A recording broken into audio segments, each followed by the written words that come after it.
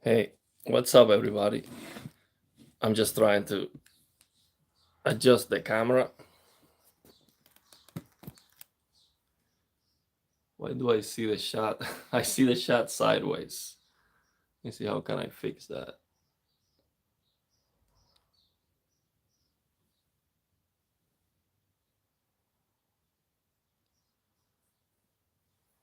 Huh. First stream, so I'm trying to set everything up. I see the shot sideways, so I'm trying to figure out how can I have the shot normally. Do you see me sideways too?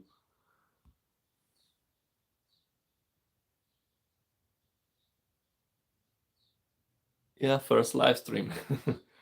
What's up, everybody? I was expecting nobody to show up. We have 10 in the chat. How can I have? Do you see me? Do you see my face normally, or do you see me sideways? How do you see me? Yeah, I'm sideways. Well, man, I'm just gonna grab the phone on my hand. I'll figure that out later. I will figure that out later. What's up from Brazil? Ew! My brothers from Brazil. El mejor equipo de fútbol del mundo. Yeah, I have to. I don't know how to change the camera to be just 16:9. I'll figure it out. I'll figure it out next time. So yeah, I was gonna turn on. Let me turn on my computer in case you ask me anything. Need to have my PC on.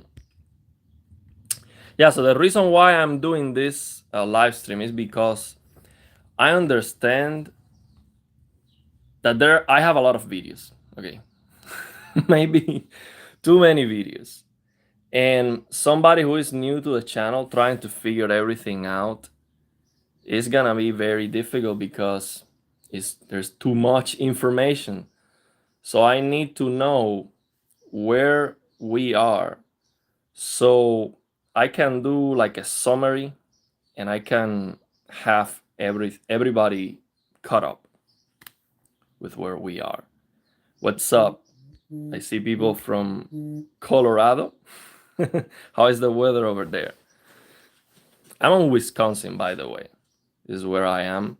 The weather here is absolutely terrible. So I'm thinking of moving, and I don't know yet where I am going to land. Puerto Rico. Saludo a mi gente de Puerto Rico. Saludo desde Cuba. What? We have somebody from Cuba watching? How is that possible? I didn't have internet in Cuba. Yeah, when I was in Cuba 5 years ago, the internet was just getting started, and I had to go to a park to get Wi-Fi.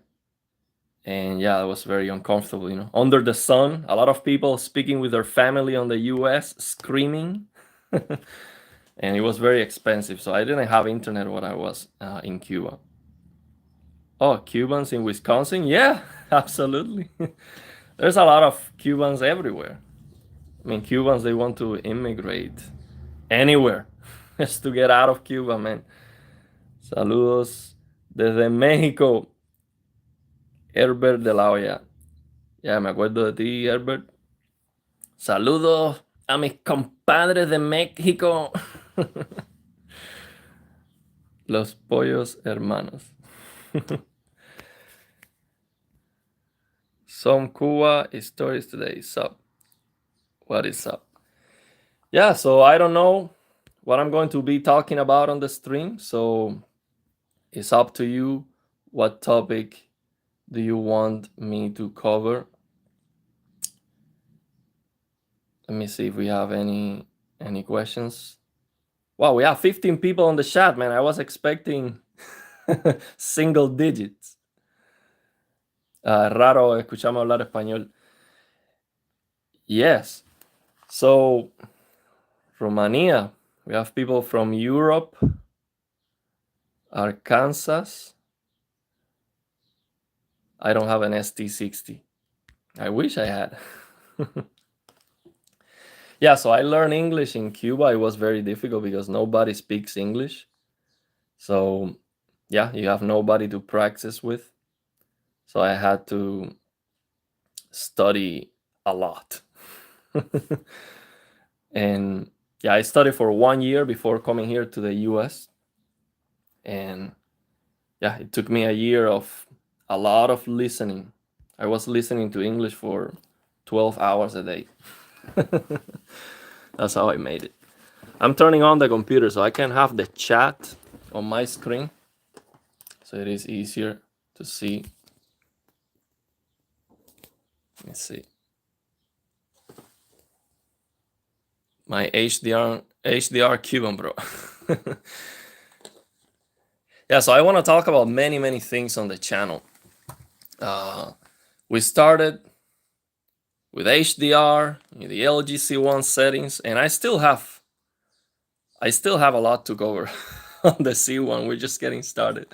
There are many things that we can still do to improve things on the C1.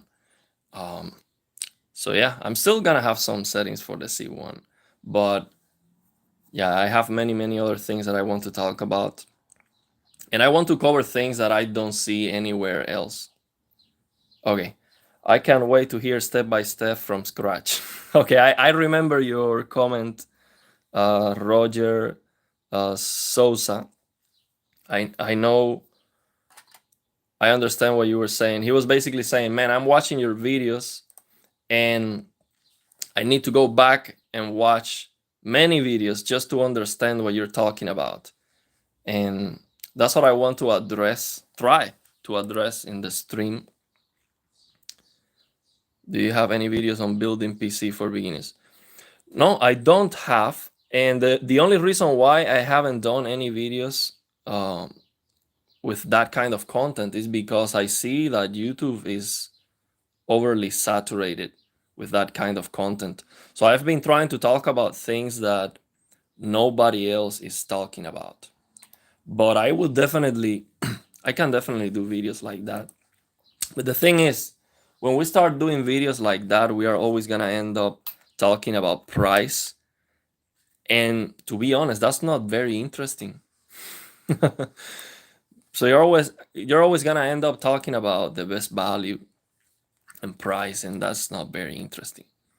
But yeah, I can definitely talk about that and see if I can give it a different perspective, because a lot of people get a display, get a PC without thinking on the display.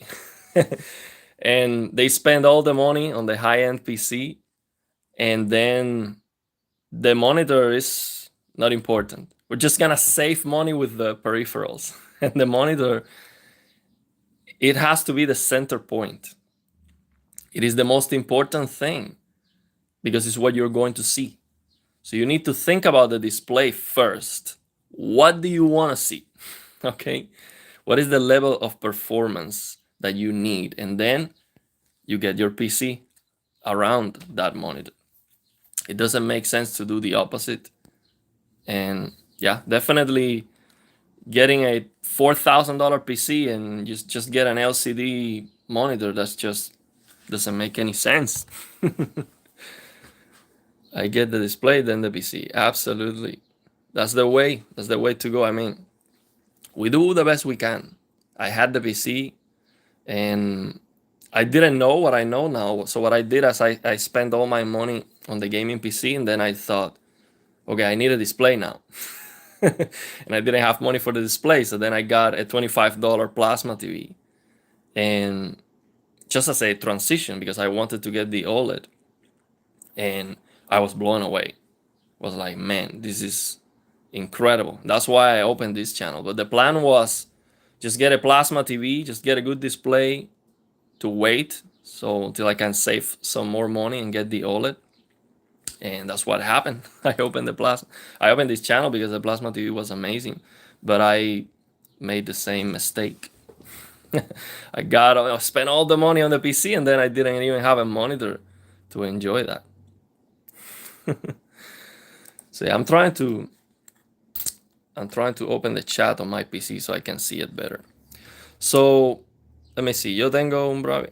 I'm gonna speak English because if I speak Spanish, most people are not going to understand me. I want to answer all the questions. So let me go back for a moment and see if I have any questions after the greetings.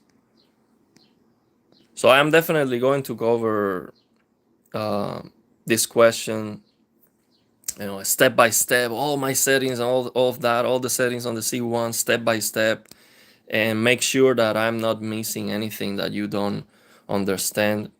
I will definitely cover that. Roger Sousa. Let me see what else we have. I wish I can try. Oh, BFI on the C2. Man, the C2 is a better TV in almost every single area, and the motion interpolation is better. I am reading this question from Chris D, 1981. The C2 has better motion interpolation to watch movies, but unfortunately LG removed the OLED Motion Pro at 100 and 120 hertz, and it is not a software problem. Otherwise, if it was a software problem, trust me, I would make a guide to show you how to install a C1 on a C2 or on a C3. So you can basically have black frame insertion. And of course, you're going to get a downgrade in terms of the other features and the software. But yeah, you're going to get better motion clarity with black frame insertion, but it is not going to work because this OLED Motion Pro at 100 and 120 hertz requires hardware that the C2 doesn't have and the C3 doesn't have. So it's not gonna work. But yeah, that's one of the things that I've been trying to hammer on. And of course, I don't like that once I make people aware of that situation, some people already bought the C2 or the C3 or G3 and they didn't know, and I don't want to make those people feel bad. So I don't, for that side, I don't like to hammer on that situation, but I have to mention it because somebody has to say it. And no reviewers, they don't care. I've never seen anyone complaining about that, and that's a big problem. That's a big problem in my opinion. So I have to mention it, and I know it doesn't sound good for people that already purchased their TV, but I have to say it and I have to hammer on it because somebody has to say it. So LG needs to get that OLED Motion Pro at 100 and 120 back and improve it, make it even better, not downgrade it. See what else we have. If I've seen the movie Scarface. So I've watched movies, but to be honest, when I was in Cuba, I was watching a lot more movies. Since I'm here on the US, here's the thing. For me to watch a movie or to play a game is a decision. And I never, at any time, for me, watching a movie is a better entertainment than playing a game. It just never happens unless it is a movie that I really, really, really want to watch, like, Avatar, or I watched this Serena Williams movie, which was very, very good. I like that movie a lot. So yeah, some special movies that I do want to watch, but I'm not watching a lot of movies because just playing games on my PC and my C1 is a better experience.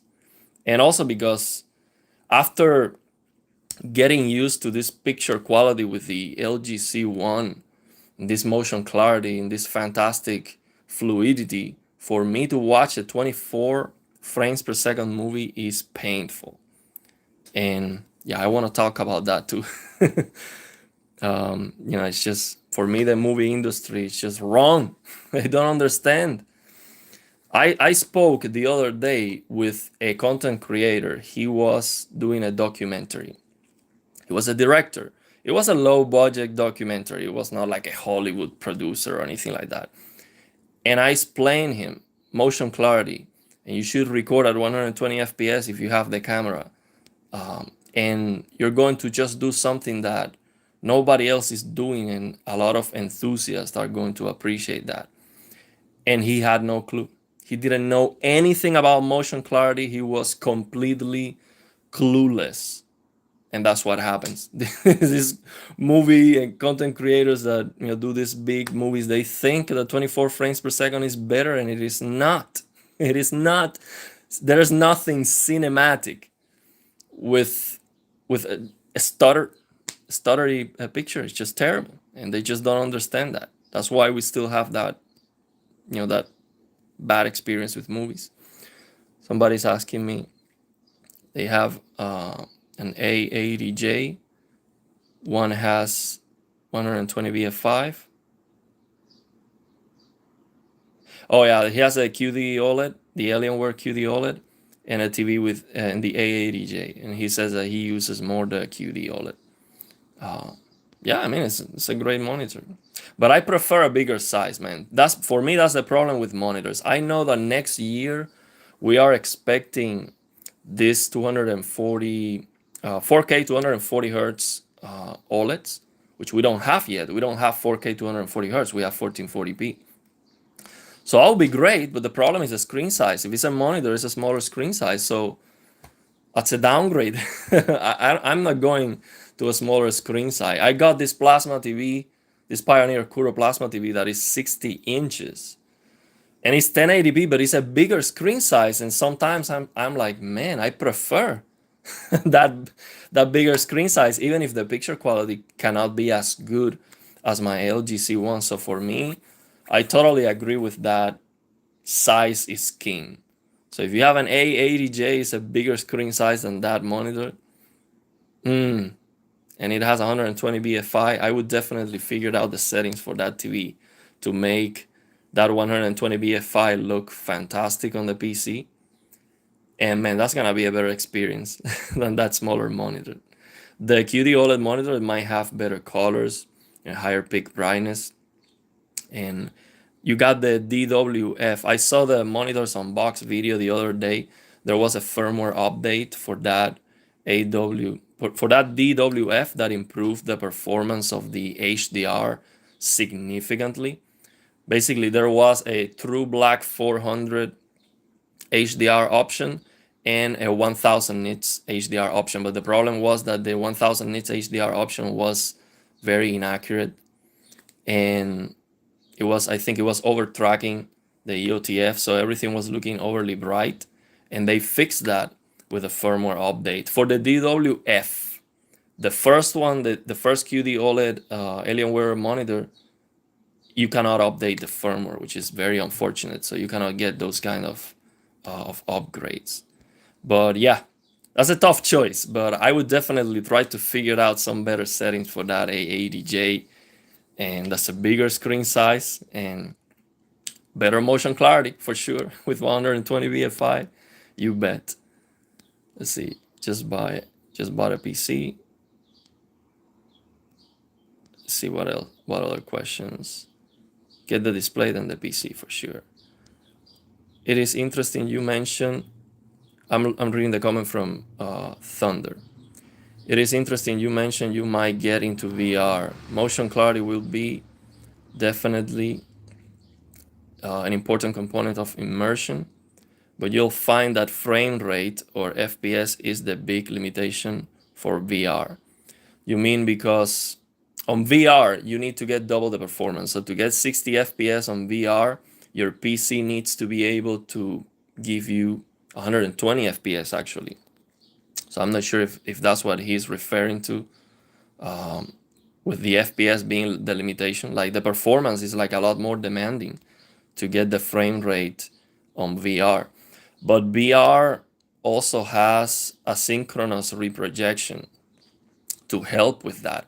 And that's probably my most anticipated technology to come to just to the PC, to normal displays, because with asynchronous reprojection, you can basically get the maximum fluidity of your display at any FPS. So let's say your system can only render 60 FPS, but your monitor is 360 or even 480, whatever. You can get 480 FPS delivered to your monitor, even if your PC can only render 60 FPS. That is called asynchronous reprojection outside of VR, is what I am hoping for. So once we get that on the PC, and that is like on every single game, is game over. Like you can get the best motion clarity on every single game, and it's going to feel perfectly responsive. Like the responsiveness is gonna be perfect. Like there's no input lag penalty, and that is because it is asynchronous. Like the frame rate you are getting is detached from the input response. There is a demo that I share in one video that you can download today and test that on your own system, in your own PC. It is absolutely amazing. Once you see that demo, you're like, man, this doesn't make any sense. How is this possible? 30 FPS, you're rendering 30 FPS, but it looks like 120 if you have one of these TVs. Because there are 120 FPS being delivered to your display, and it looks absolutely amazing with perfect input lag. So yeah, for console gaming, that would be a game changer, because a lot of console games are still gonna be 30 FPS, like Starfield. This doesn't make any sense for now. But yeah, I will definitely talk more about that because that's very interesting. Okay, Ariel, good to see you. My B9 from 2019 still going strong. I mean, any WRGB OLED is almost the same thing. The only differences is what they allow, so the brightness that they allow, software wise, but it is almost the same. I would never buy, if I have the choice to get a different display technology, I'm going to get a different display technology. I would never buy again another WRGB OLED because it's gonna be about the same thing. It's about the same thing with the colors, and the brightness might be higher. Like if I get a G3, yeah, it's gonna be better for HDR because the brightness is gonna be higher, but it's not gonna be, the difference is not gonna be big enough to justify, to feel that I am getting a huge upgrade. So I will get a different technology. Let's see what they come up with. Inkjet printed OLED. That's looking pretty good. RGB, self-emissive. The color should be fantastic with that inkjet printed. What type of content you watch the most? Yeah, gaming. That's what I do.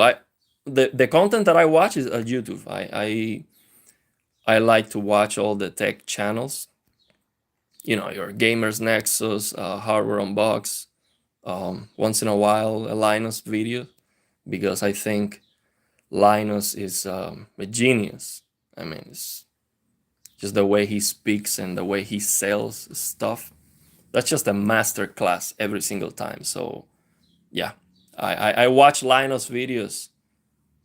I mean, when I was learning English in Cuba, I was watching Linus videos as a lesson, basically. And I used to watch his videos thousands of times. I'm talking about the same video thousands of times. I remember a video he made that was very funny about a red digital cinema card that cost $7,000, and he was roasting that because red digital cinema, that's the very expensive cameras that are 8K 120 FPS, and Linus was like, they are selling this $7,000 card for the PC to accelerate the the playback speed and all that stuff to edit the videos, and he was roasting that product, and that video was so funny, man. That's one of my favorite videos from Linux. It's it was so funny. Yeah, he made like a funny commercial. It was like, "Are you unhappy with your editing experience from your, thick $30,000 camera? Get this get this card to accelerate it. Available now," for something like that. It was so funny. I love that video. What's your real name? Ariel. That's my name, Ariel. My C2 keeps turning off. My motion settings back to default. All on its own. So buggy. So if you are on PC, that's why I made that video the other day showing the CRU app for the PC. If you have any issues on the PC, all you have to do is hit reset and restart 64. That's it. Restart 64 with the CRU app on the PC, and all those issues with the HDMI port or handshake issues that you see the screen might be flashing weird, or the G-Sync logo. You cannot see that G-Sync logo. That's gonna go away because it resets the drivers, and that might fix the problem. So you're saying that the C2 keeps turning off my motion settings back to default, all on its own. So when you turn off the TV, or you're saying that for example, you have OLED motion and then it turns off by itself, that sounds like the VRR something is turning on the VRR, or maybe if you are on console, what is happening is the auto low latency mode is kicking in, and when you have auto low latency mode, you cannot use OLED Motion Pro, and that's why it's turning that off. Maybe that's what it is, but I don't have a console to know, to be familiar with those kind of issues. But that's the only thing I can think of. If you have boost mode, auto low latency mode, or any of that, that's gonna change the motion settings, because you cannot have both at the same time. That's all I can think of. Vincent from HDTV Test said LG wanted to increase the brightness of the panel, but they had to remove the internal circuitry for 100, 120 BFI on the C2 and C3. I don't think they are mutually exclusive. To get more brightness has nothing to do with removing BFI. I don't understand why that would be the case. The only thing that I can think of is, they just want to make the TV thinner, which is something that I don't care. We're talking about an enthusiast level product. Who cares? I don't care, 700 watts TV. I don't care if it's power hungry, if it's big, hot, heavy. I want performance. I don't care about the TV being thin. So if they have to make the TV bigger, so the TV is brighter and it has more features, go for it. I don't care. It just doesn't make any sense, in my opinion. They can definitely have a lower tier TV that is very thin, it has less features, and it is cheaper. But make one that is bigger, it is more power hungry, it has active cooling. That's what I want. So I don't really understand why trying to get more brightness would make LG remove 100 and 120 OLED Motion Pro. I don't understand why would they do that. For me, in my opinion, and this is just my speculation, what happens is very simple. Nobody talks about motion clarity, okay?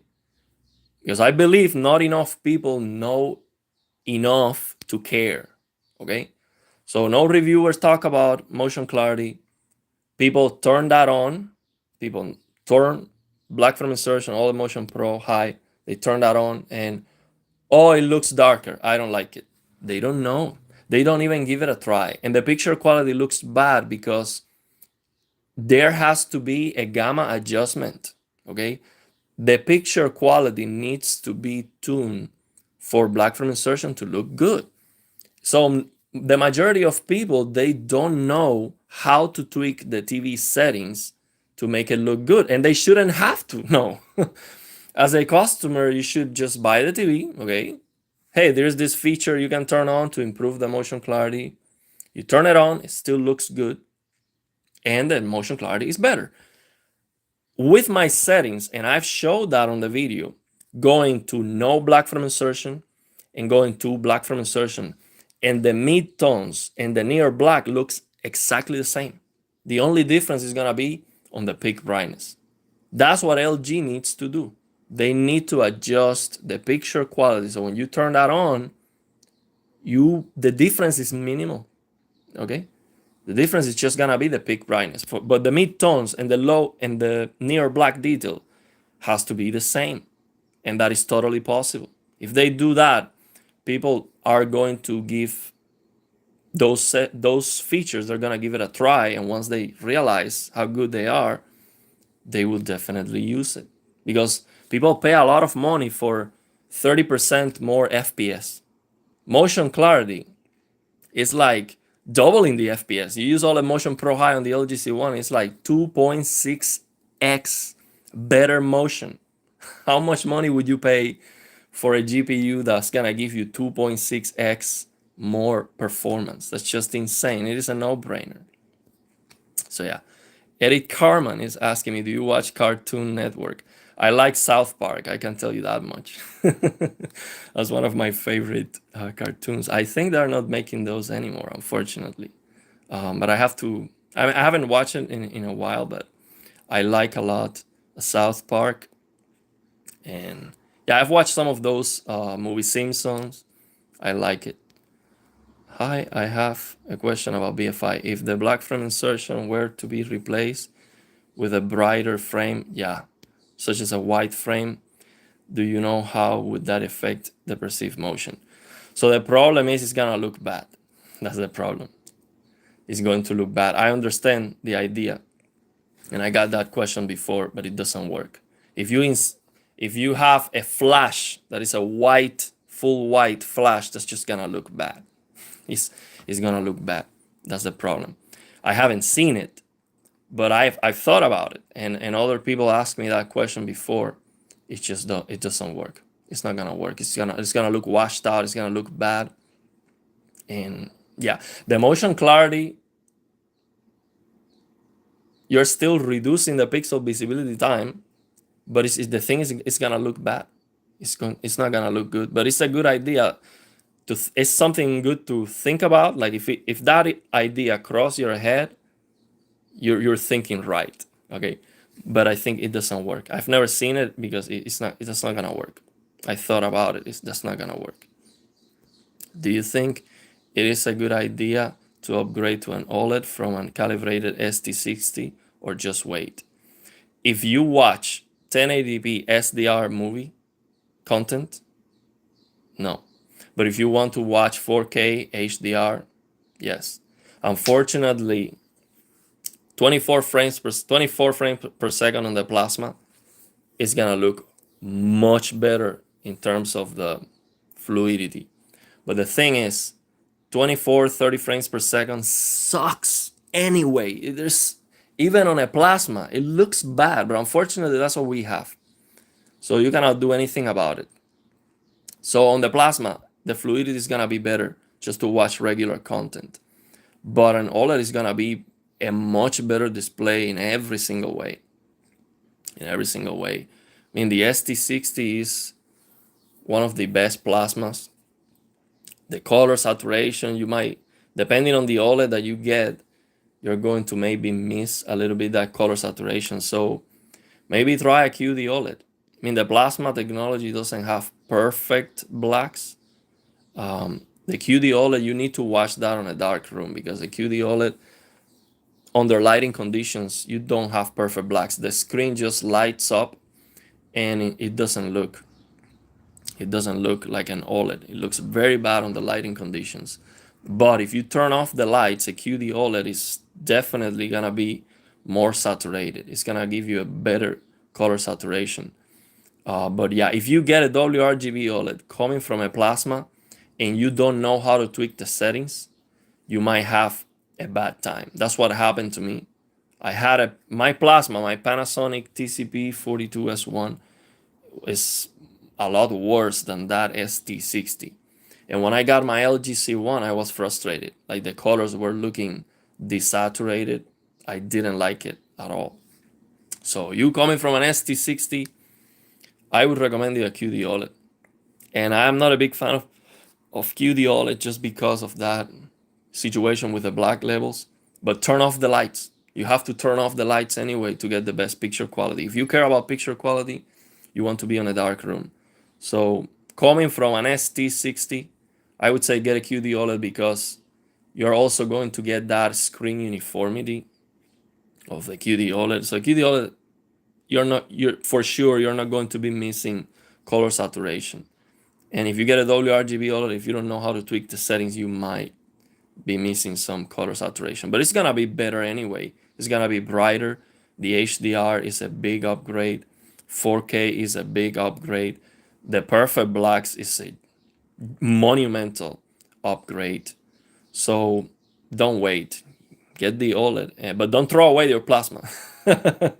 That's for sure. You have to keep that plasma TV until it dies. Unfortunately, it looks like 100, 120 BF5, it is past. Yeah, unfortunately, man. I hope. So you see, once we get 240 hertz 4K OLEDs, that's good. That's gonna have very good motion clarity.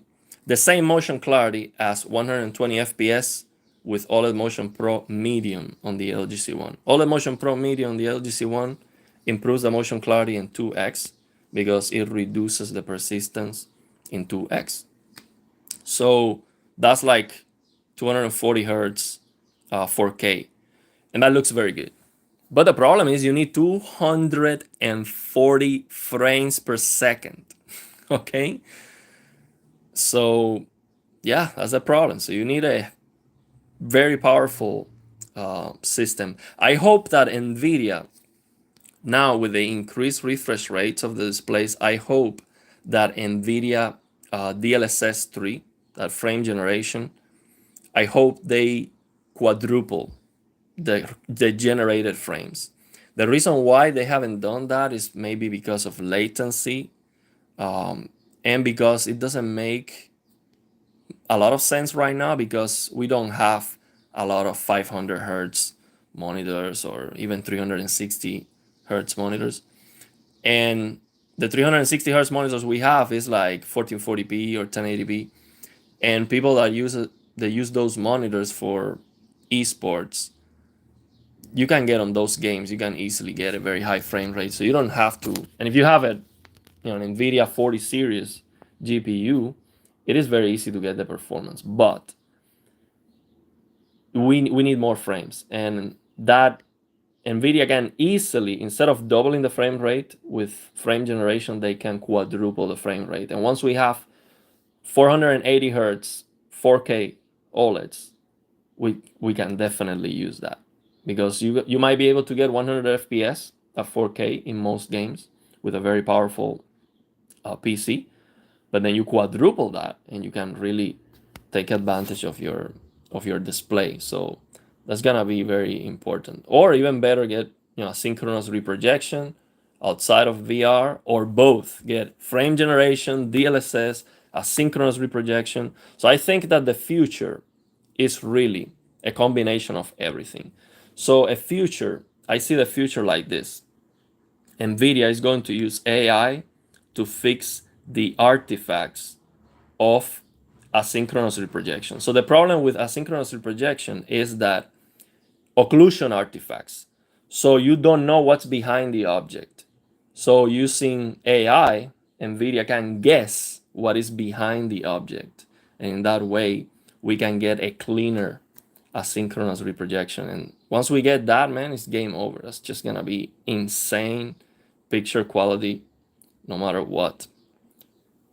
Man, we have a lot of questions. I was not expecting to have so many people here. Let me see what else we have. Next, I'm trying to read all the questions. I'm not going to skip any questions.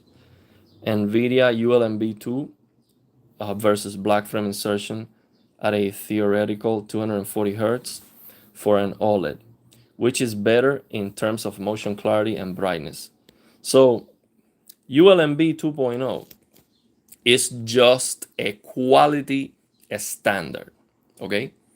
You have to guarantee that the display can hit 250 nits and that the display has 1 millisecond of persistence at least, okay? So it is a quality standard, but it is not specifying what kind of motion blur reduction technique the display is using. So it can be any kind of backlight manipulation. It can be blinking, so you can have the entire screen flashing full screen and turning off, or you can have backlight strobing, so you can have the image being strobe. So basically you see a section of the frame and the rest is black. You see that section of the frame and the rest is black. It is scrolling down. It can be anything. It is just a quality standard. ULMB 2.0 is just a quality standard, which is something very, very good, because if you see on any monitor, if you see on the box, ULMB 2, you know what you're getting. You're getting a very bright, and you're getting 1 millisecond of persistence at least at 250 nits. So now this 250 nits, it is not clear if it has to be full screen. So yeah, it might be 250 nits on a small window, but it is gonna be bright enough. That's the thing. So now, what is the difference between black frame insertion and other motion blur reduction techniques? I always say on the videos, black frame insertion, or even on the title, because that's what most people are familiar with. But on the LG C1, we don't have black frame insertion. The TV is not inserting a black frame. That's not what's happening. What is happening is PWM, pulse width modulation.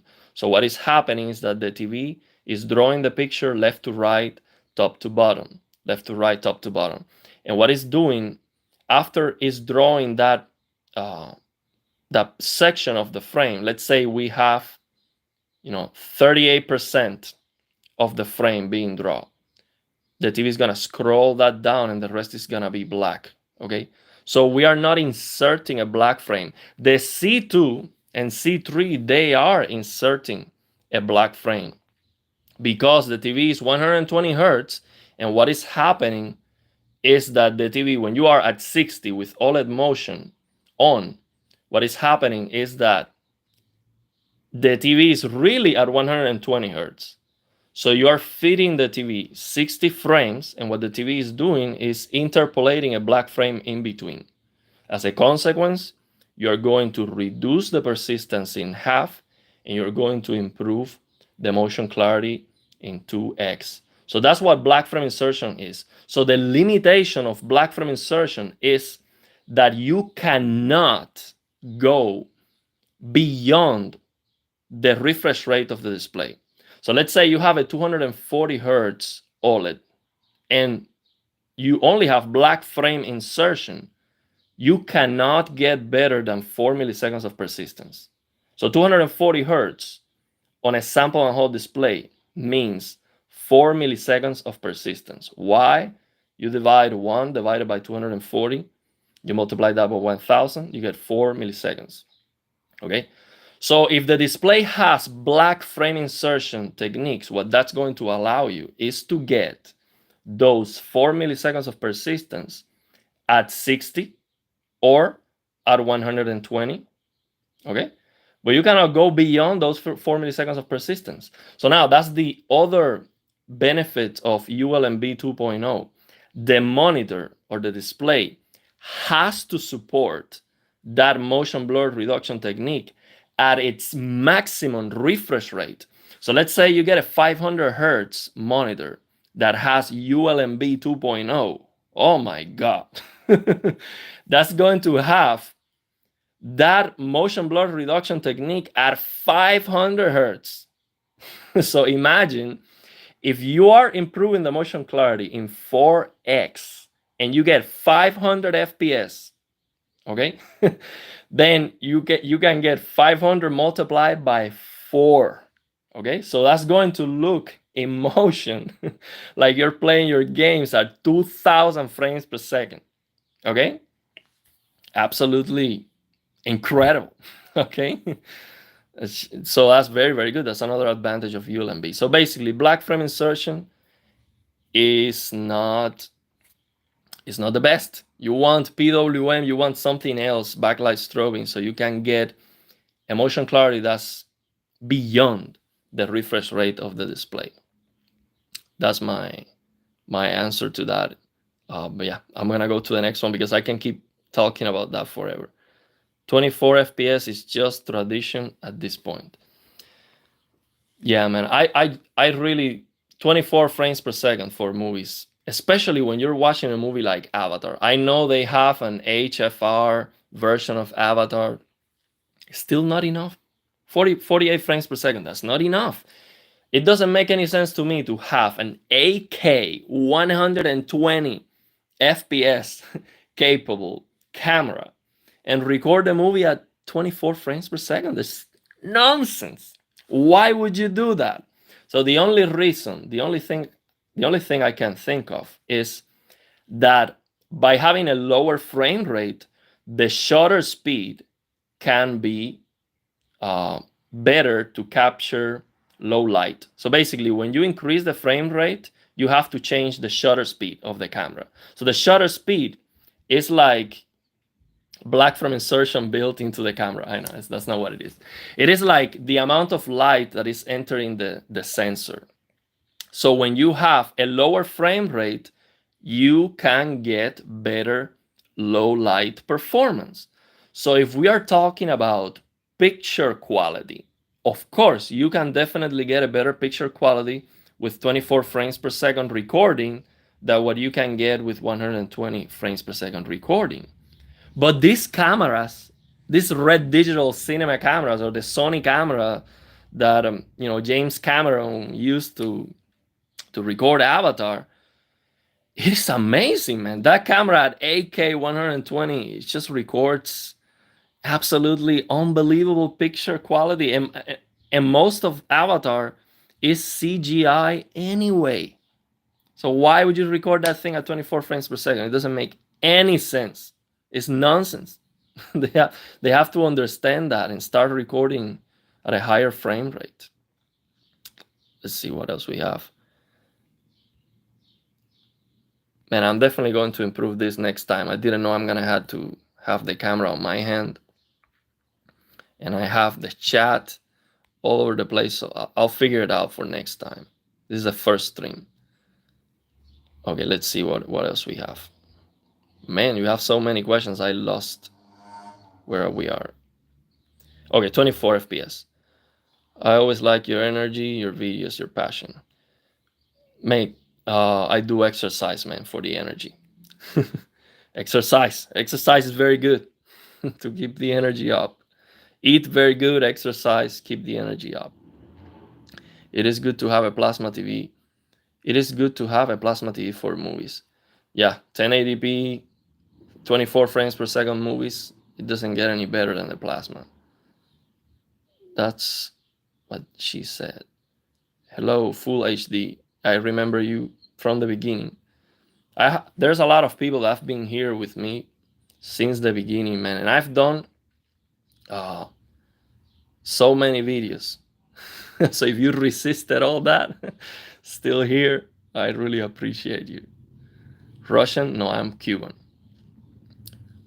Yeah, they fixed the HDR PIC 1000 with the new DWF update. Yeah, they also updated monitors unbox, hardware unbox. Those are one of my favorite channels. They also did a firmware update for the Asus 240 hertz WRGB OLED, and they improved the HDR performance significantly. The EOTF tracking is a lot better now. That is so surprising to me. How can they improve the picture quality with a firmware update? That doesn't make any sense, because that's very good. I'm just surprised, is what I mean.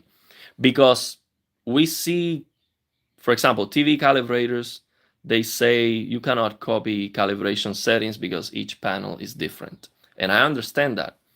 But how is it possible that these companies are able to improve the accuracy of the display with a firmware update if all the panels are different? How is that possible? How can you make a software change to improve the accuracy of all your displays if all the displays are different? See, there's something that is not adding up there. Something I am missing that I don't understand, because that sounds incredible. How can they improve the accuracy with a firmware update? That's very weird. Hi from Texas. Yeah, I'm planning on moving. I've heard that Texas is a very nice place to live here in the US. The weather is very nice. I was living in Las Vegas when I landed here in the US. Most of the time at the beginning I spent in Las Vegas, and the weather was very hot. But yeah, it was not bad at all. Better than here for sure. Hello from Chile. How is Chile, Rodrigo? How is Chile? I think they're doing pretty good. I have a friend of mine that's living in Chile. He was doing his master's degree there. Why do they keep trying to make OLEDs brighter? Brightness is very important. After you have perfect blacks, to get a brighter display is just going to improve the picture quality. It's that simple. The thing is that the way our eyes perceive the brightness, it is a big effort. It is a big challenge in terms of the power and the technology of the panel. And we are not able to really appreciate the improvement linearly. Okay. So we are not going to see a big difference the higher we go. So the higher we go in brightness, the more difficult it's going to be for us to be able to tell the difference. So for example, the jump between 100 nits and 1000 nits in terms of the way we see that jump, in terms of the difference that we are able to see, is the same jump that from 1000 nits to 10,000 nits. So let's say we have a 100 nits display side by side with a 1000 nits display, and we look at them and wow, the 1000 nits display is so much brighter. Okay, let's say we have a full white screen that is 100 nits and then 1000 nits full white screen, like a reference monitor. Okay, we say wow, big difference. Well, that difference is going to be the same as 1000 nits to 10,000 nits. So because we perceive the brightness in a logarithmic way, and that's just math. It's just a logarithmic function. That's how it works. Hey, Gaming Tech here. How are you doing? I really enjoy the live streams with Gaming Tech. I've done 2 live streams with Gaming Tech. I really like it. I like this a lot. I like live streams a lot. The reason why I upload videos every day is because I enjoy the interacting with the community. That's why I do it. But it's a big challenge to upload a video every day. It's a big challenge, especially when you're not buying TVs every day. Let me see what else we have. Okay. So is 240 hertz without BFI better than 220 hertz with BFI? It depends. So for example, the LG C1 with OLED Motion Pro Medium at 120 FPS has the same motion clarity as a 240 hertz display, as a 240 hertz OLED, okay?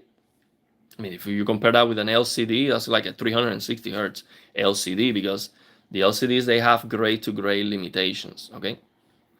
So, but the thing is, you can get 120 FPS on this LG C1 with OLED Motion Pro High, which is going to reduce the persistence to less than 50%, okay? So when you go below that 50%, now you're getting a motion clarity that's better than 240 hertz OLED. So in my testing, the LG C1 using OLED Motion Pro High at 120 FPS looks like a 312 hertz OLED. Okay, 300. So imagine to get a 312 hertz OLED. That's how the LG C1 looks with OLED Motion Pro High at 120 FPS. So now the difference is that you are losing brightness, of course. So when you reduce the persistence to 38%, which is what's happening based on my testing, you are also reducing the brightness to 38% or more, okay? Or more. So that's based on the Talbot-Plateau's law. So the only thing that can make that change or make that different is if the TV is just releasing more brightness. So if LG decides to release more brightness when you use that PWM, because when you use OLED Motion Pro, the TV is less likely to burn in. So LG might say, okay, let's release a little bit more brightness, so that can change that that statement that I made. But that's not what's happening. Actually, you actually lose the brightness. So the difference would be that if you have a high refresh rate OLED display, you can get that motion clarity with HDR. Okay, that's the big difference. So if you get a 240 hertz OLED, you can get 4 milliseconds of persistence at full brightness. Okay, that's a big difference. I much rather have that for sure. But now the problem is you need to get 240 FPS. Okay, and with PWM, you don't have to get that frame rate. You can get 120. So I would like to have both. Okay, don't remove features, just add them. So if we have more hertz, that's awesome. Give me that, and give me also the HDR. Okay, the chat is now not popping. Okay, I can get the chat back. So let's see. I'm trying to read all the questions. Let me go back. And I see we have some super chats. I will definitely read that. I appreciate it. I really appreciate it. But I don't want to miss any questions. Let me see. Is it possible to get better motion clarity and VRR at the same time? Yes, VRR and a motion blur reduction technique at the same time is possible. And in fact, there are some LCD monitors that can do that. I will do a separate video about that because it is very challenging. And basically, what happens is that the way we perceive the flickering, it depends from person to person, and it is not linear. So this is a deeper explanation. So I might get it wrong right now. But what I mean by it is not linear is that, for example, see, how can I explain this now? So if you are able to see flickering, yeah, I'm not gonna be able to explain it now. It's a little bit difficult to explain, but basically the way we perceive the flickering is, it varies from person to person, is different, and it is not linear.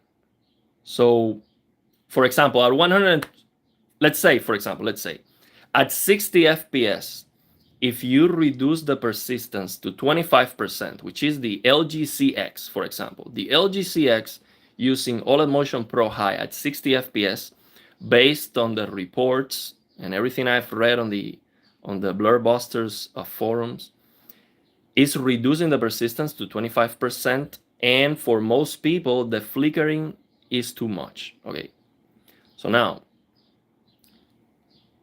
if you increase, so what that means is, so does that mean that the flickering is going to be as bothersome at a higher FPS. So let's say if you have 120 FPS and you reduce the persistence to, instead of 25%, half of 25%, 12.5%. Okay, so half of 25% is 12.5%. So this is the explanation. I got it. So if you have 60 FPS and you reduce the persistence to 25% and the flickering is unbearable, like you cannot use it, does that mean that the flickering is going to be as bothersome if you reduce the persistence to 12.5% when you have 120 FPS? And the answer is not necessarily.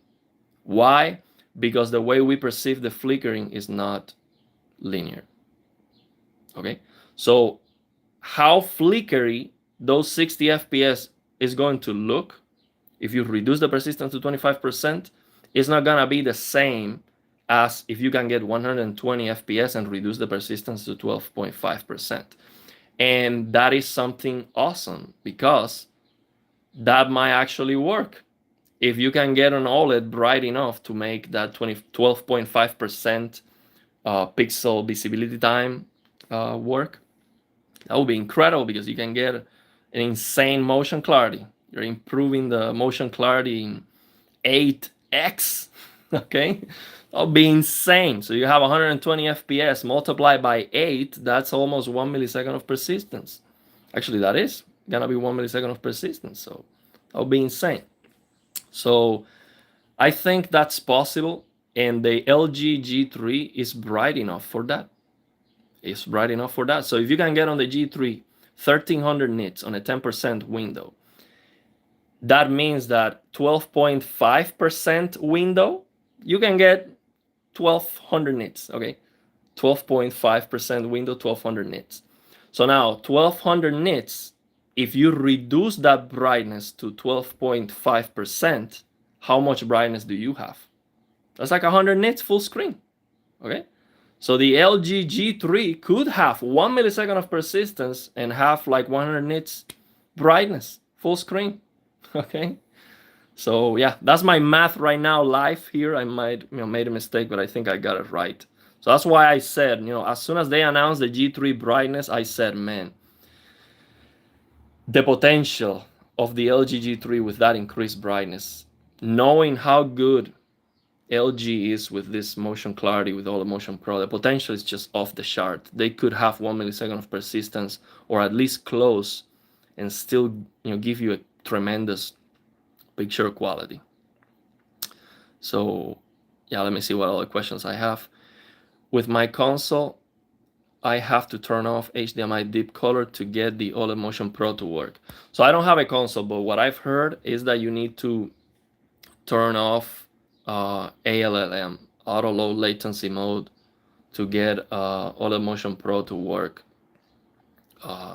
So try that. Turn off ALLM, turn off boost mode, VRR. You have to turn off VRR and use console mode, HDMI on console mode and game optimizer mode, and it should work. Do you play Age of Empires 2? I remember playing Age of Empires with my brother on a laptop and playing he against me. It was fun. I don't play it now. I know they did a remake for the Age of Empires. I haven't tried. Turn off everything else, doesn't do it, but that setting does. But it kills the colors. So HDMI deep color keeps the colors. I haven't tested turning that off. I don't know if you get 420 chroma or something. This 444, 422, 420 chroma, that means like color resolution. Think about it as a color resolution. How many pixels have the color resolution?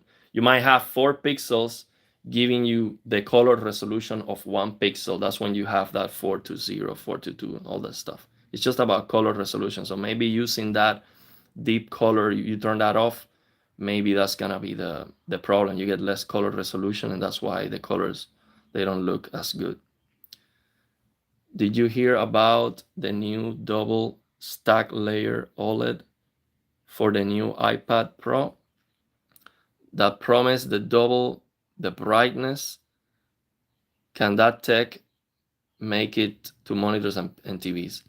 So, I mean, the picture quality we have in cell phone screens and I guess tablets is superior. And it is never the same with the smaller screen size because the challenges are different in every single way. All the challenges are different. And they have the subpixel structure of the cell phones. I heard that it is not going to look very good if you have a bigger screen size because it's like a pentonic shape or something like that. I don't know. It has like a weird shape that is not gonna look very good for text clarity if you have a bigger screen size or something. And just all the challenges with a smaller screen size, it's just completely different. So it can happen, but they just have to figure out something completely different. So you're saying two stack layers of OLED to get more brightness. I don't understand how that would work. If you have one on top, what behind the other? That's so weird. I don't understand how would that work. I will check it out. I have no idea. I didn't see that news. I will check it out.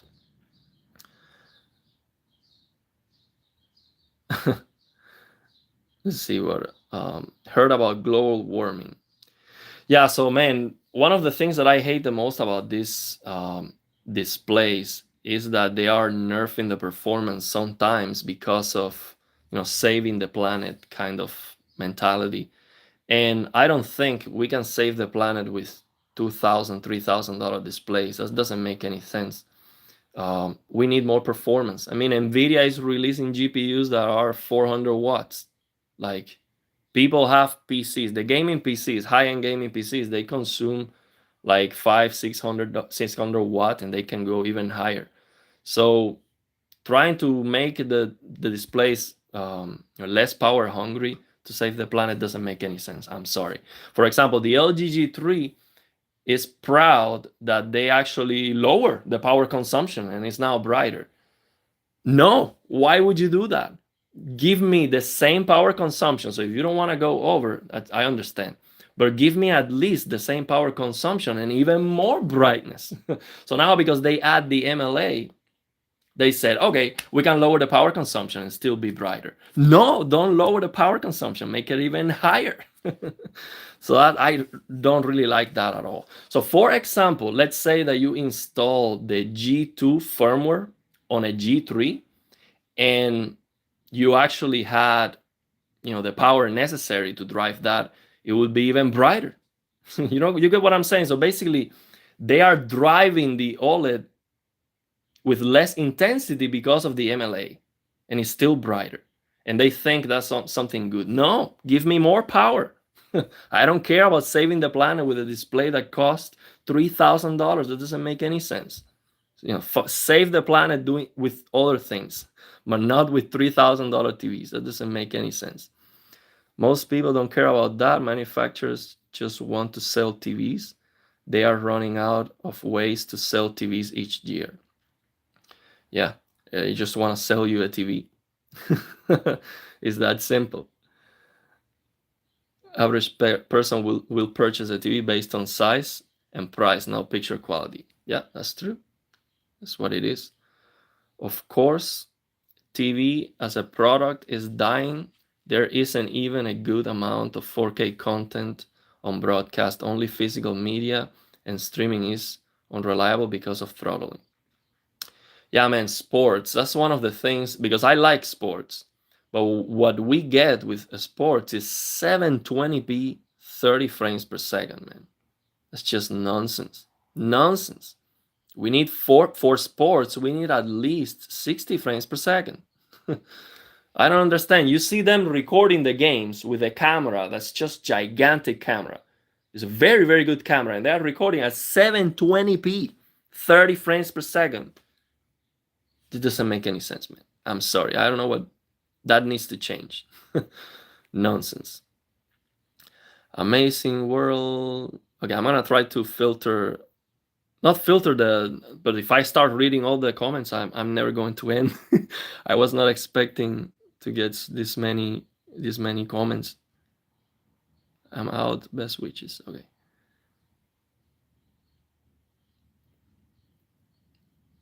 Okay. Watching your stream on an ST60. Yeah.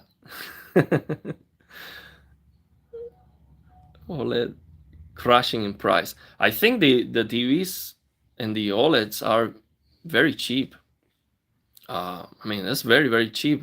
Back when the C9 launched, that was very expensive in comparison with the TVs we have today. I think they are a good price right now, especially the TVs. They are so much cheaper than monitors. You get a bigger screen size for a better price. Leonardo M, God bless you, brother. Thank you. Definitely wait and do not pay these OLED prices, especially QD OLED. Okay, Vincent. Okay, so one thing I'm going to say, because I see that, of course, if I do a live stream, you might ask me a question about a different content creator and ask my opinion. One thing, and I've made this clear from the beginning, I will never, ever, ever talk bad about anyone.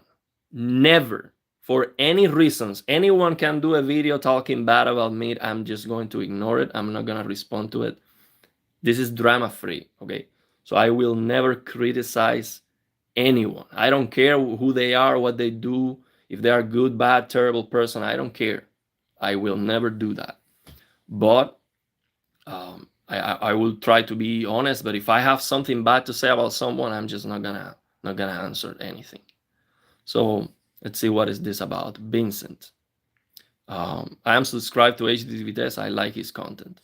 Vincent tweeted, the removal of metallic sensing lines to increase pixel aperture ratio, thus achieving higher brightness, but unfortunately sacrifice the circuitry for 120 Hz BFI.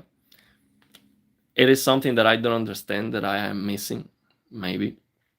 But I don't see how increasing the pixel aperture ratio has anything to do with the circuitry for 120 Hz BFI.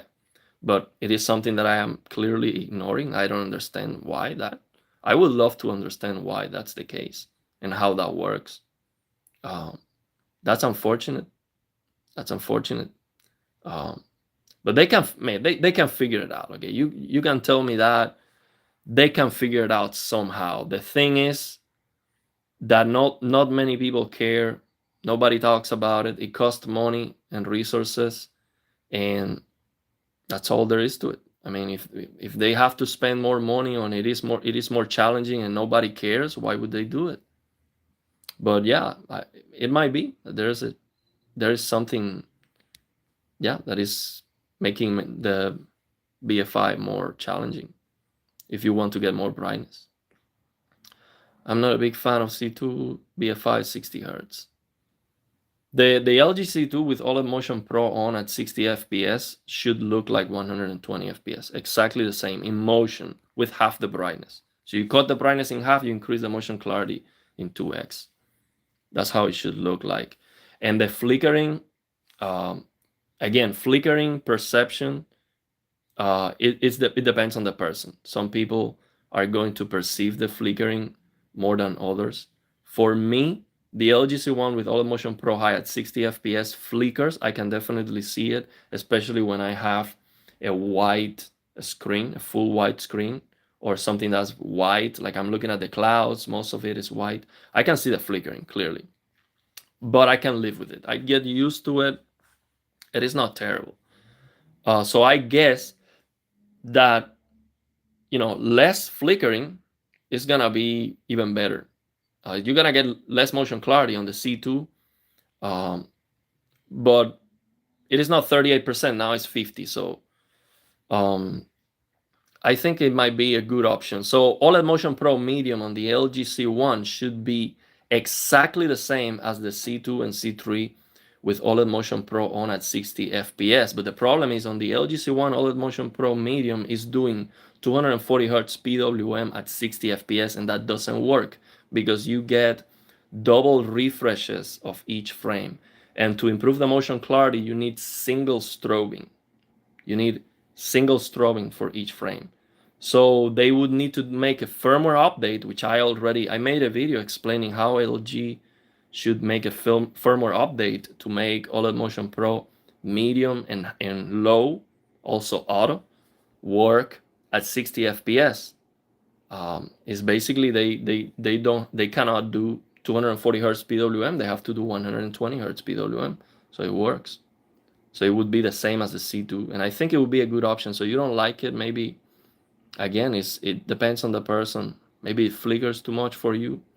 Maybe tell me why is that you're not a big fan. Is it because of the brightness, the picture quality? You cannot get that picture quality back with the settings? Tell me more about it. Is your TV better than a CRT TV motion clarity wise? Not even close. A CRT can have 1 millisecond of persistence at 60 FPS. So no, the LG C1 is not better than that. The LG C1 with OLED Motion Pro High at 120 FPS has 3.2 milliseconds of persistence based on my testing. So a CRT is 3 times better at 60 FPS, okay? So, and also because you have a smaller screen size, motion clarity is less necessary because you have less pixels per degree of view. So if you watch a cell phone, you have a smaller screen. If you are watching 60 FPS on your cell phone, that is going to look more fluid than 60 FPS on your TV, because on your TV you have more pixels per degree of view. So the bigger the screen size, the more motion clarity we need. So when we have more pixels filling our degree or view, we need better and better motion clarity. So yeah, that's it. See where I am. I'm getting a little bit overwhelmed with the chat. I was not expecting this many questions. So yeah, CRTs are keen, man. CRTs, I mean, I would love for one of these companies, I mean, it's not gonna happen, but I would love for one of these companies to release one of these CRTs that is beyond 1440p, between 1440p and 4K, 200 hertz, 24 inches or 27 inches. That would be just insane, man. Good black levels. Look at this. Think about this. Imagine a company is going to advertise you a monitor, okay? Good black levels. Nice colors, okay? So let's get that out of the way. Absolutely insane motion clarity and input lag, which is none, okay?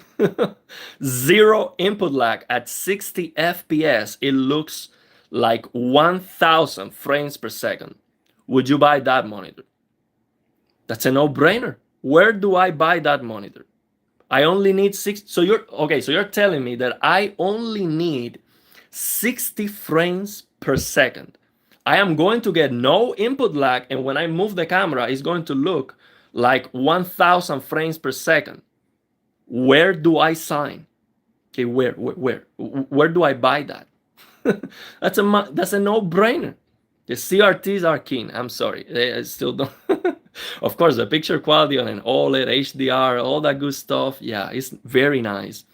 But CRTs are so good, man. It's just a crime against enthusiasts to discontinue CRTs. I don't care about any reason you give me. It's just nonsense. We need the CRTs still. We can get CRT level of motion clarity at 60 FPS. I tried to explain that before. I might do another video about that because it's a very interesting topic to me. Is there any reason to buy Sony QD OLED over any other manufacturers? So here's the problem with Sony. Okay, so far, and they might change this, but I don't see a reason for Sony to change this. They do not let you turn off ASBL. Okay, so on the LG C1 we have TPC and GSR, which is basically TPC is going to dim the screen when you have a static image. We also have this issue that when the APL, the average picture level, doesn't change too much, the TV thinks that's a static image and it lowers the brightness. So if you have a low light scene, for a prolonged period of time on the C1, it's gonna get even dimmer with that TPC dimming. So now that issue was resolved on the C3 and the G3, and LG should definitely update with a firmware update, fix that issue on the C1. It hasn't been resolved. I actually tested that with this latest firmware update. I was actually expecting that LG fix that TPC dimming. And I don't care because I'm gonna turn it off anyway. Okay? But why not? If they fix it for the C3 and the G3, why they don't fix it for the rest of the TVs? It doesn't make any sense. They should definitely fix that. But the thing is, on the LG OLEDs, you can turn that off. On the Samsung QD OLEDs, you can turn off those dimming mechanisms. Okay, and then GSR on the they call that the sticky reduction or something like that. It's basically the logos. When you have logos on the games or any kind of logos and news and stuff, the logo is supposed to dim, but the problem is the entire screen is dimming. Okay, so now you can turn that off on the Samsung QD OLEDs, on the LG OLEDs, well now the C3 and the G3. To access the service menu to turn that off, you need to use the color control app. It works. You can access the service menu and turn that off. It hasn't been confirmed to me yet by a C3 or G3 owner, but it should be possible with the color control app. The creator of the color control app posted that, yeah, it should be possible, but he doesn't have a G3 to test it, so it is not tested and confirmed yet to me. But it should work. But the problem with Sony is that you cannot turn off those dimming mechanisms. And for gaming, that's a deal breaker to me, because when we're playing games, we have logos on the screen all the time. Okay? And I do not want that dimming. We have enough dimming with ABL, automatic brightness limiter. Do not lower the brightness even more. Okay, and in the Sony QD OLEDs, you cannot turn that off. So that's a deal breaker to me. You can have the best TV in the world. If it is dimming, it's a deal breaker. I'm sorry. If it's dimming with things like that, I don't think that's a deal breaker to me. But most people don't care about that. So it is still gonna be a fantastic TV. Probably the A95L is gonna probably be, it's gonna win the shootout, and it's gonna be the best TV of the year, the best accuracy and all of that good stuff. But it's dimming. Like, what accuracy are you talking about? Let's talk about that. For HDR accuracy, you need to keep that brightness as high as possible. Okay, if you start dimming, there is no accuracy. Okay, so ABL, because of ABL, we cannot get perfect accuracy. Okay, but that's a limitation. Okay, unless you have a reference monitor and all that stuff, it requires more power and other challenges. So on consumer displays, we're still gonna have ABL. Okay, so that's a limitation. So we cannot have perfect HDR accuracy on any window size because we have ABL. But now on top of that, you're gonna have other dimming mechanisms that you cannot turn off. That's a problem. So how can Sony proud themselves of being the most accurate and the reference and all that stuff if you have dimming that's undefeatable? There's no accuracy. If you're dimming the screen because I have a logo on my game, what accuracy are you talking about? It's just wrong. But yeah, in the shootout, they don't consider that as a problem. They don't. That's not a big deal. And for me, it is. That's a deal breaker to me. But yeah, it's an amazing TV. I mean, we're just splitting hairs here. Best performance for 2023. I'm not sure if you're talking about me or the channel, or I don't know. Sony image processing is probably the best. I don't know. I've never seen it. I've seen it on the store, but I've never tested a Sony TV. Panasonic needs to get back into the US market. There's a lot of things about this new Panasonic OLEDs that I love. The MZ2000 has some HGIG. It has the option to change the tone mapping or the HGIG. I'm not sure how it works, but I would love to test that. I believe that with that MZ2000, you can change the HGIG option to hard clip at a different brightness. So for example, if the game max CLL is 1000, you cannot go over that, and the MZ2000 can do HDIG at 2000, which it can. I believe I remember on the review, I saw that with HDTV test. On the review, I saw 2000. So you can get HDIG and hard clip at 2000. But let's say you have a game that is capped at 1500.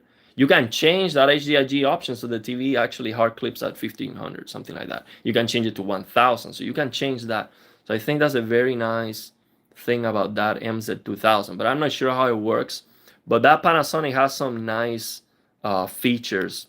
Also, the Philips OLEDs, they have some nice tone mapping features that you can basically get the maximum peak brightness of the display regardless of the max CLL. So the display is going to detect what is the max CLL of the content and is going to push its maximum peak brightness. I'm not sure how it works. It might work only on the internal apps. It might not work for gaming. So yeah, I would love to test that, but I don't know. I don't know how good it is, but I think those ideas are very nice. Leonardo M with a super chat. I appreciate it. Do you feel like fighting games? Played Street Fighter 6? If yes, how do you think about HDR there? Thank you, Ariel. Jesus blessed your life, man. God bless you too, Leonardo. I haven't played Street Fighter 6. I was big into fighting games when I started playing. I remember playing, the Mortal Kombat, and before that, I remember playing the Turtles. You have like 4 characters, but for some reason, for me, GTA ruined gaming in some ways because you have a game that you can do everything, and now if you have a racing game, oh, so you mean I cannot get out of the car and actually walk on the street? GTA for me ruined a lot because you have a game you can do everything. Then when you get a specialized game, yeah, it's challenging. But I saw the latest Mortal Kombat trailer, and that looked really good. That looked really violent. A lot of violence on that trailer. And I like the UFC, but unfortunately, we don't have the UFC games on the PC. I hope they release it someday because I do like the UFC. So yeah, I haven't tried Street Fighter 6. I think the latest fighting game that I tried was Tekken 7, I believe. But I'll try it. I don't know how good the HDR is on Street Fighter 6. I'll give it a try. I know TKK. What's up, TKK? He was on the chat here. He's like big into Street Fight. He's very good at it. I mean, he has all the fancy controllers for Street Fighter. I do remember when I was a kid playing on an arcade machine that you needed to pay 25 cents to play. And man, that feels very good to have the huge stick and do this especially for a kid. You have big buttons that you can hammer and be be crazy with it. I remember enjoying that a lot, but yeah, you need to pay every single time you lose to. And those games used to be very hard, so you lose fast and you have to pay it again. But yeah, I'll give it a try. I'll see how good is that Street Fighter. I'll give it a try. Full HD. Panasonic is my country.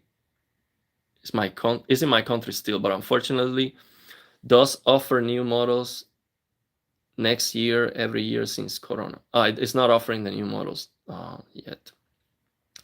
All talking about OLED.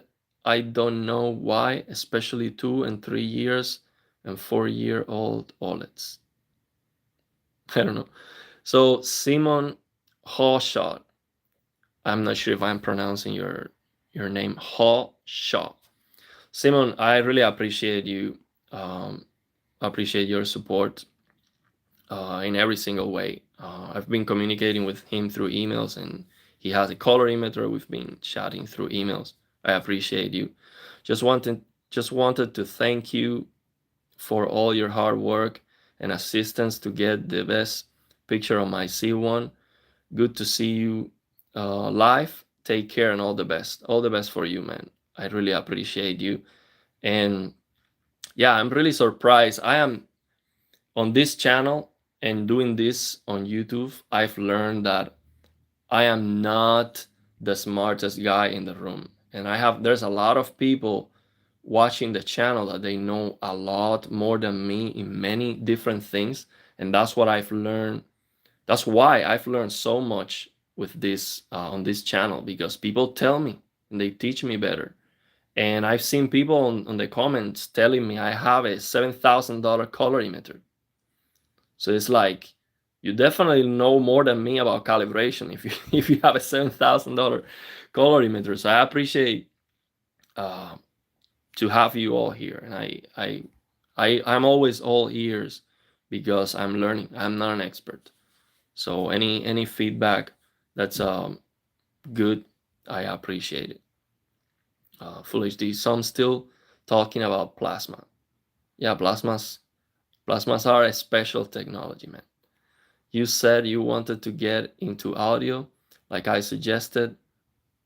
What were you thinking? So what I'm just from the audio side, yesterday I just got a longer cable. So now I have I have four speakers. I have two on the front and two in the back. So I got a program on Windows to have Dolby working. So it's very nice now because I see that the things that I'm hearing from the back are actually things that are on my back. So that's awesome. I've never experienced that before. So yeah, I'm getting into the audio a little bit, but I know the audio equipment, it costs a lot of money, man. Crazy amount of money. I was watching the other day a FOMO video, and he was breaking down. He was talking about this new Apple thing, this new Apple headset, and he was breaking down the price of his setup, which includes an S95C and other stuff, and the audio equipment. The audio was more expensive, like significantly more expensive than the TV.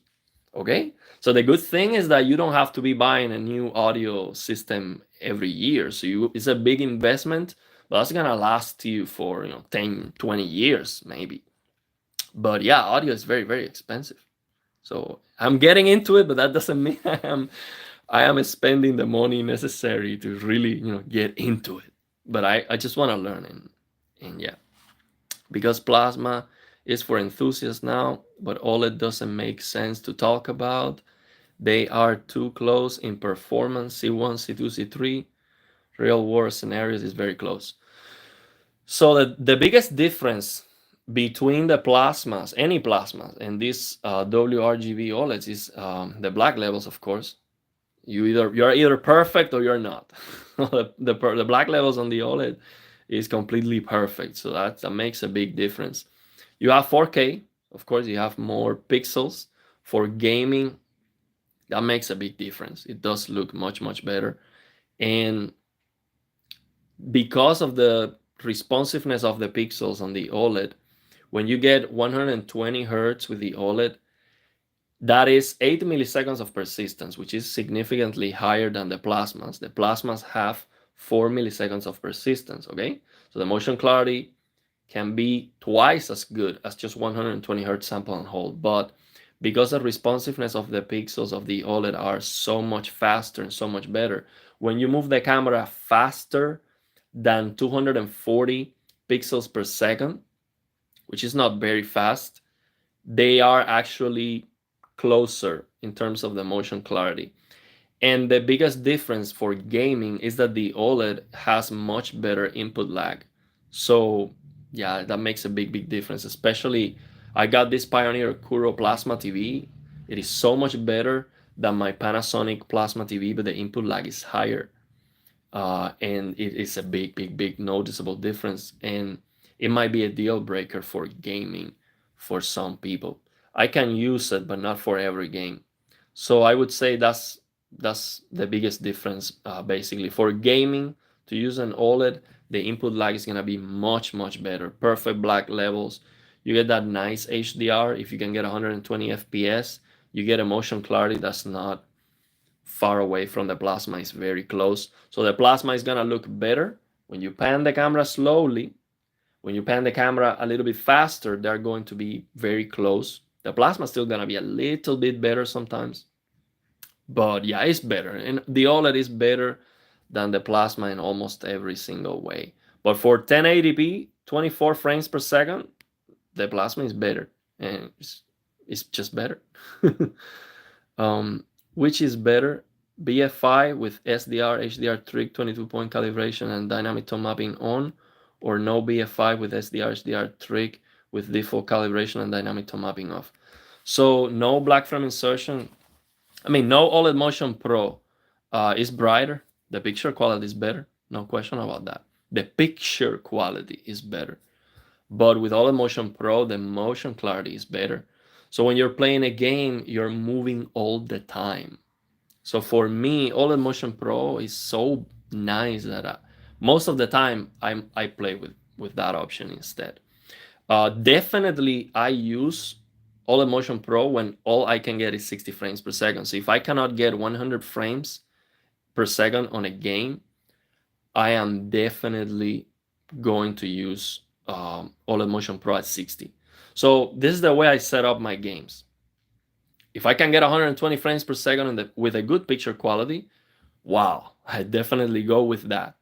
So if the HDR of the game is great, then I enjoy HDR. So if the frame rate drops, it doesn't matter, I'm gonna use VRR. But if the HDR of the game is garbage, or it doesn't support HDR, and I can get 120 frames per second rock solid, I am definitely going to use OLED Motion Pro High at 120. Now, if it drops, the frame rate drops to 100 and no below 100, then I use 100 FPS. I use Riva Turner statistics server to lock the frame rate, and then I use 100 FPS, 100 Hertz, OLED Motion Pro High with the SDR, HDR trick, and all the tweakings that I share.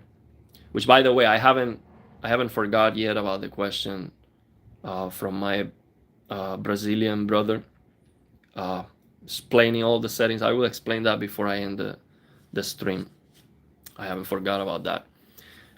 But yeah, for me, black frame insertion just looks better in most cases. I mean, the picture quality is not better, but the motion clarity is better, and I enjoy that a lot, especially with a controller. If you play with a mouse, so I'm gonna give you a perspective. If you play with a mouse on the PC and you are moving the camera super fast, like just right, left, right, very fast, then OLED Motion Pro, you're not going to enjoy that motion clarity because you're not panning the camera a lot.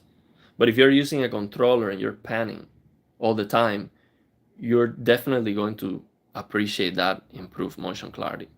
So I would say for mouse, use the SDR, HDR trick. And if the game doesn't support native HDR, of course. If it supports native HDR, the native HDR is better than the SDR, HDR trick, of course. So yeah, that would be my answer. But the G3 is some real upgrade. Yeah, G3 it has a better picture quality, no question about that. It doesn't have better motion clarity, but the picture quality and the HDR impact is much better. G3 is a real upgrade regarding brightness, but everything else is the same, and I found that people don't even watch at half brightness. Yeah, the G3 is a great TV. I think that most reviews are comparing it with the S95C and QD OLED, because they should. They are the same price, absolutely. So when they don't see that color saturation, they say, okay, the G3 is not competing here. It's not better.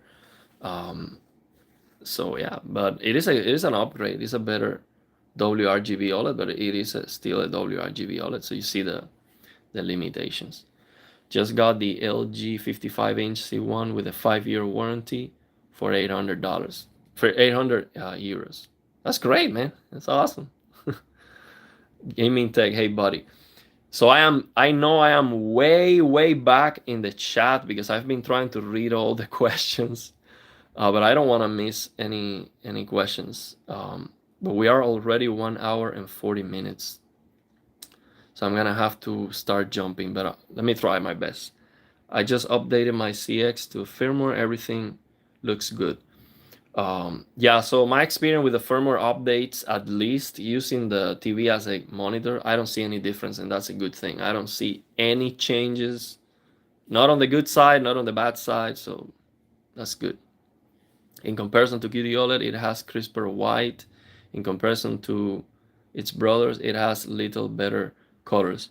So based on my experience now with this new mobile app that I'm looking at the screen of my plasma and the WRGB OLEDs, I see that the green to magenta balance is different between my plasma TVs and my LG C1 OLED. And that difference is, you can perceive that difference with your eyes, but on camera, that difference is multiplied. So based on what I've seen in person, the QD OLEDs that I've seen on the store, and based on the videos that I've seen with the S95C, comparing it with the G3, I believe, and I might be wrong, I don't have a colorimeter, I'm not an expert on this thing, but I believe that the QD OLED green to magenta balance, it is more leaning towards magenta, and the G3 with WRGB OLED is more leaning towards green. And actually, they are complaining about the calibration of the LG G3 out of the box, that you get some green looking skin tones. And I see the same thing on the C1, maybe to a lesser extent, but you can solve that using this phone app with this method of calibration. You can fix that G3 green looking skin tones. Of course, if you want perfect accuracy, pay a professional, but you can give it a try using this method that I share with you. Try to move the magenta to green balance, move it 0.001 towards the magenta on the G3, and see how that looks, and compare before and after. And you might get a much better result, especially when we know, coming from professional calibrators, that the G3 has that issue of that green pushing. You can fix it using this mobile app that I share with you. In the CRU software, do you adjust the HDR brightness limit to 128, also the same as it appears in some tutorials on Reddit, or do you not change this option in the CRU software?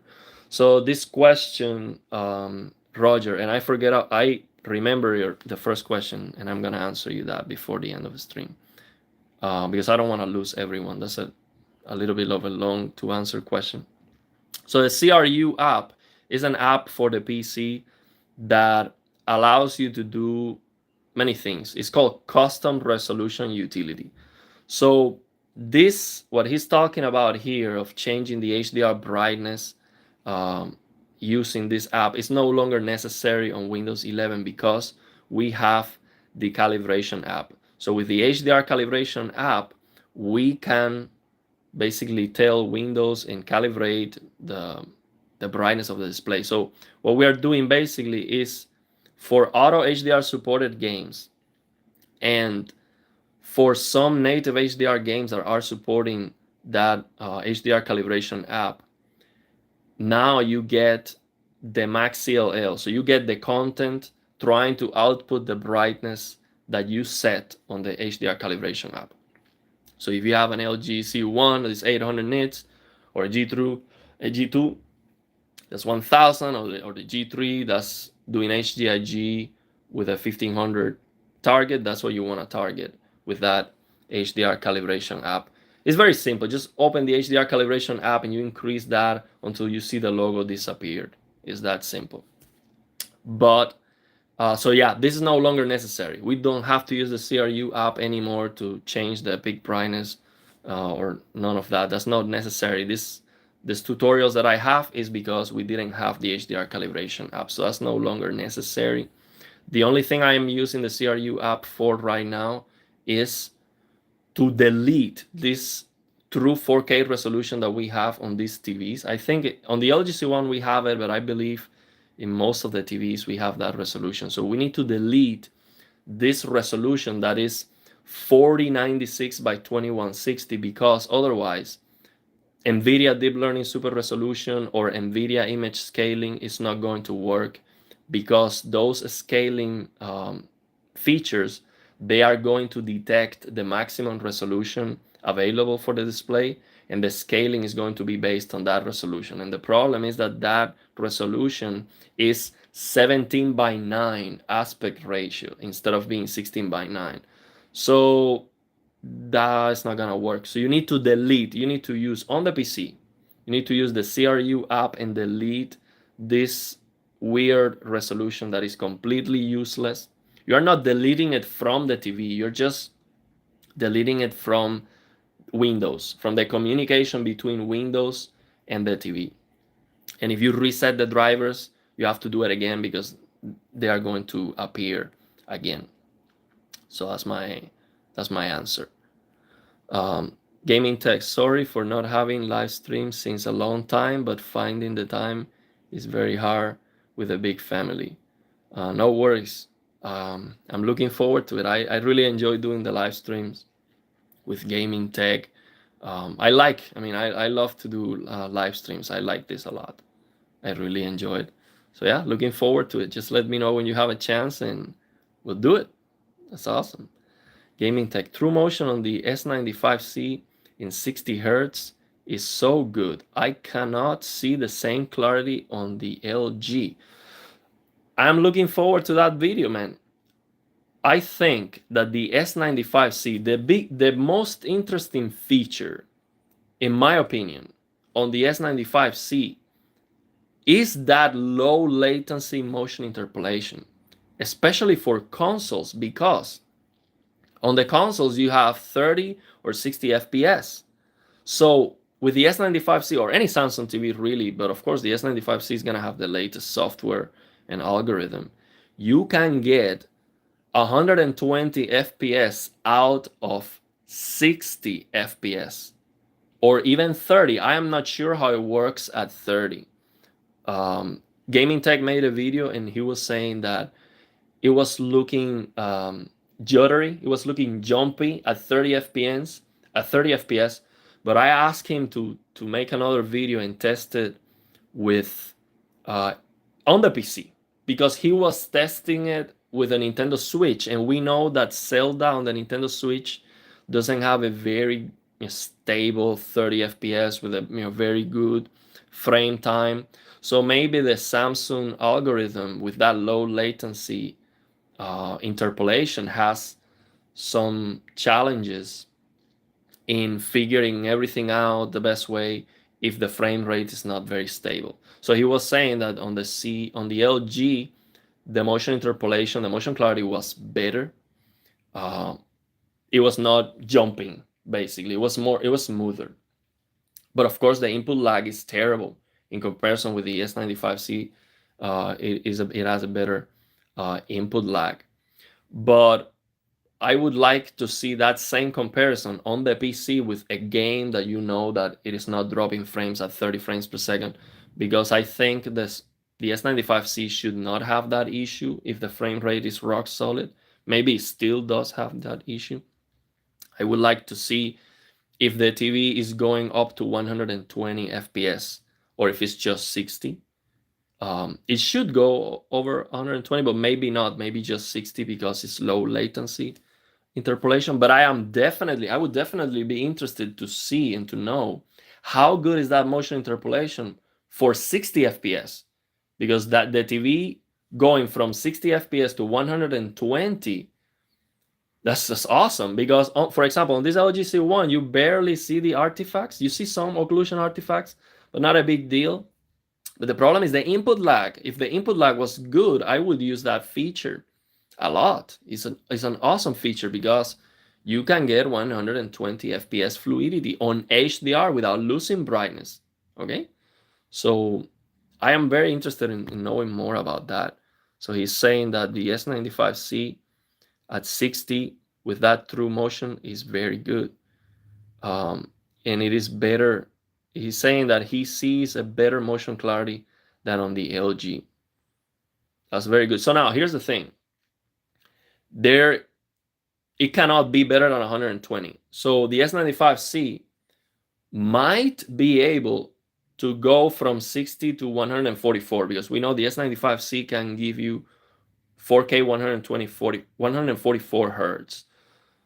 I believe the interpolation is only going to be up to 120 just to make it simpler for the algorithm. So going from 60 to 120 is just one interpolated frame in between. But maybe the TV is going from 60 to 144, and then I definitely understand if it looks more clear in motion than on the LG. But otherwise, it should be the same because 120 FPS is 8 milliseconds of persistence, 8.3 milliseconds of persistence, and the responsiveness of the pixels is not a limitation on the WRGB OLED, so they should look the same, basically. So yeah, 120 FPS is gonna look, it should look the same unless gray to gray is a limitation. And gaming tech with a super chat. I appreciate you, Marcus. I really appreciate gaming tech because he gave me the shout out when I had 400 subscribers, when this channel was just getting started. And I remember he made a video with the HLG, and he made a fair comparison. He said, okay, here it looks good. This is not accurate. The red is pushing too much. But I have to be honest, sometimes that inaccuracy, that red, it might look better to you. And he gave it a fair, he made a fair comparison, and he gave me the shout out, and I appreciate him because he's a much bigger channel. He has been doing this for a lot longer, and he gave me the shout out from the beginning, and I've already done 2 live streams with him, which I like and appreciate it. So thanks a lot, Gaming Tech. I have to go, sorry buddy. I hope we can do a live stream soon. I like to learn a lot from you. I've learned a lot from Gaming Tech too, man. I mean, I've learned about the HDR WCG image viewer app on Windows, how he was doing the HDR analysis. I learned that from him. Gaming Tech is basically the pioneer of analyzing the HDR mess that we have on the games today and giving some good settings. And I think that the work that he has done is very, very important because it is very sad to spend so much money on a very expensive TV, on a high-end gaming PC or console, and then play your favorite game and it looks like crap. So to have somebody like him analyzing the games and sharing the settings so you can get a good experience is very, very important. And I really appreciate his channel and his content. And we are buddies, like we are in communication constantly. Okay, let's see what other questions we have. I'm gonna have to speed it up, but I don't want to miss any comments, man. When S95B first came out, everybody wowed about it and said it is a game changer. Now S95C even better, but some prefer G3 over it. Why that's happening? So yeah, I don't know what to tell you because when the S95B came out, I didn't see the same positive reception, especially because of the firmware update issues. The S95C has been so positive in the reception that I see most people. Oh, I think we lost the connection for a moment. Okay, so I was saying that the reviews and most people, they've given such a good reception to the S95C that they are now looking back to the S95B and saying, man, that was actually a good TV because they didn't appreciate it as much as as a first generation QD OLED. So yeah. Okay, in the CRU software, do you adjust the HDR luminance and max frame average to 100? No, I already answered that question. Hey, TKK, good evening, my brother.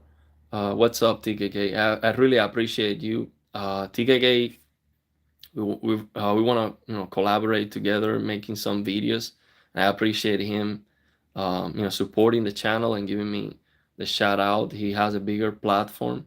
He has been doing this for a much longer time, and I really appreciate his content.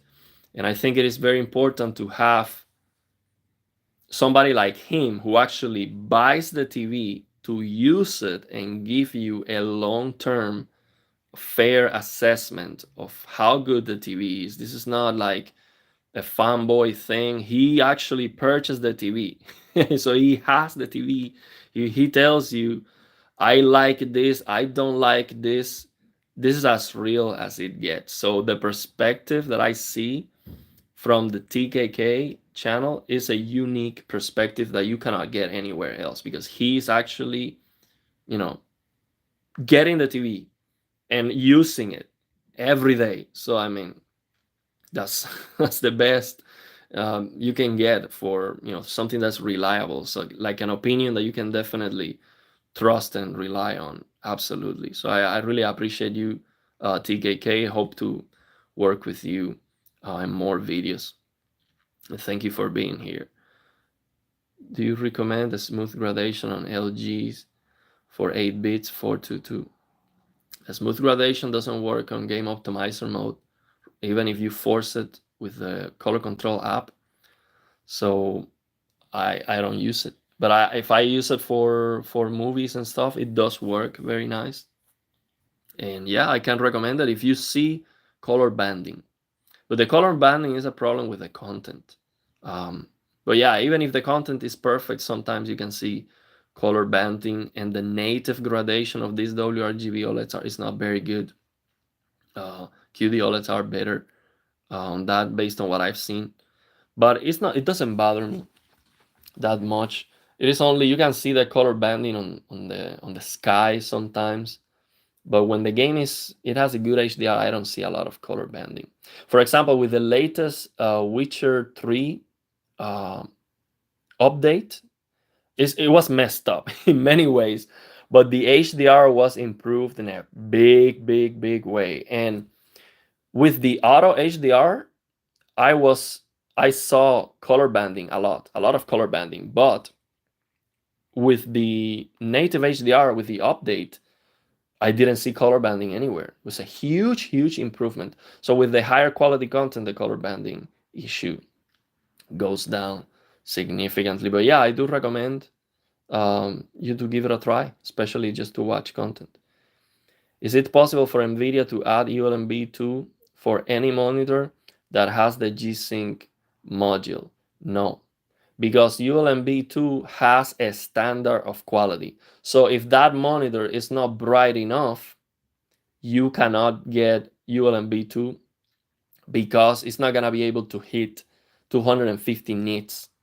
So you're not going to be able to get that. And if the monitor is not able to get, or to have 1 millisecond of persistence, you cannot get the feature. So basically, to answer your question, Nvidia could try to improve the motion clarity by improving the backlight, strobing, or the motion blur reduction technique that monitor has or doesn't have.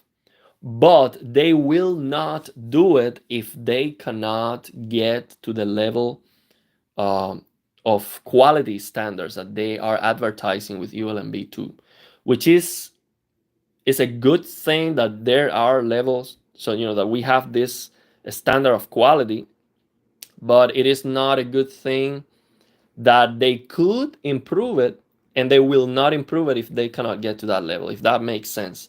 So to answer your question, I think they could improve it. They could actually implement something like that, but they might not do it if they cannot get to that level of quality. So here's what happened. I lost the order of the questions that I was reading. I lost it because the stream was interrupted for a moment. So the chat disappeared, and when I load the chat again, I am starting from a different question. So I jumped a bunch of questions because I just don't have them anymore on my phone. So I'm gonna keep from where I am right now. I'm sorry, I wish I could answer, I could continue, but this happens. So phosphorus decay, I don't know what they're talking about. You see beyond the spectrum exactly. I don't know what they're talking about because I didn't see the questions. Motion clarity still matters for M and KB users. Miss gaming on CRT over BFI on OLED. Way better motion clarity on CRTs. It is almost like BFI only improves side to side motion clarity, not all motion. So CRTs have better motion clarity than the LG C1 OLED. Yes, but CRTs do not have better motion clarity than these ULMB2 monitors we have now. And there are other LCD monitors with backlight strobing that also have better motion clarity. So now the motion clarity of those monitors sometimes is better on the center of the screen. So Nvidia with it's better on the center of the screen than on the top and the bottom of the screen.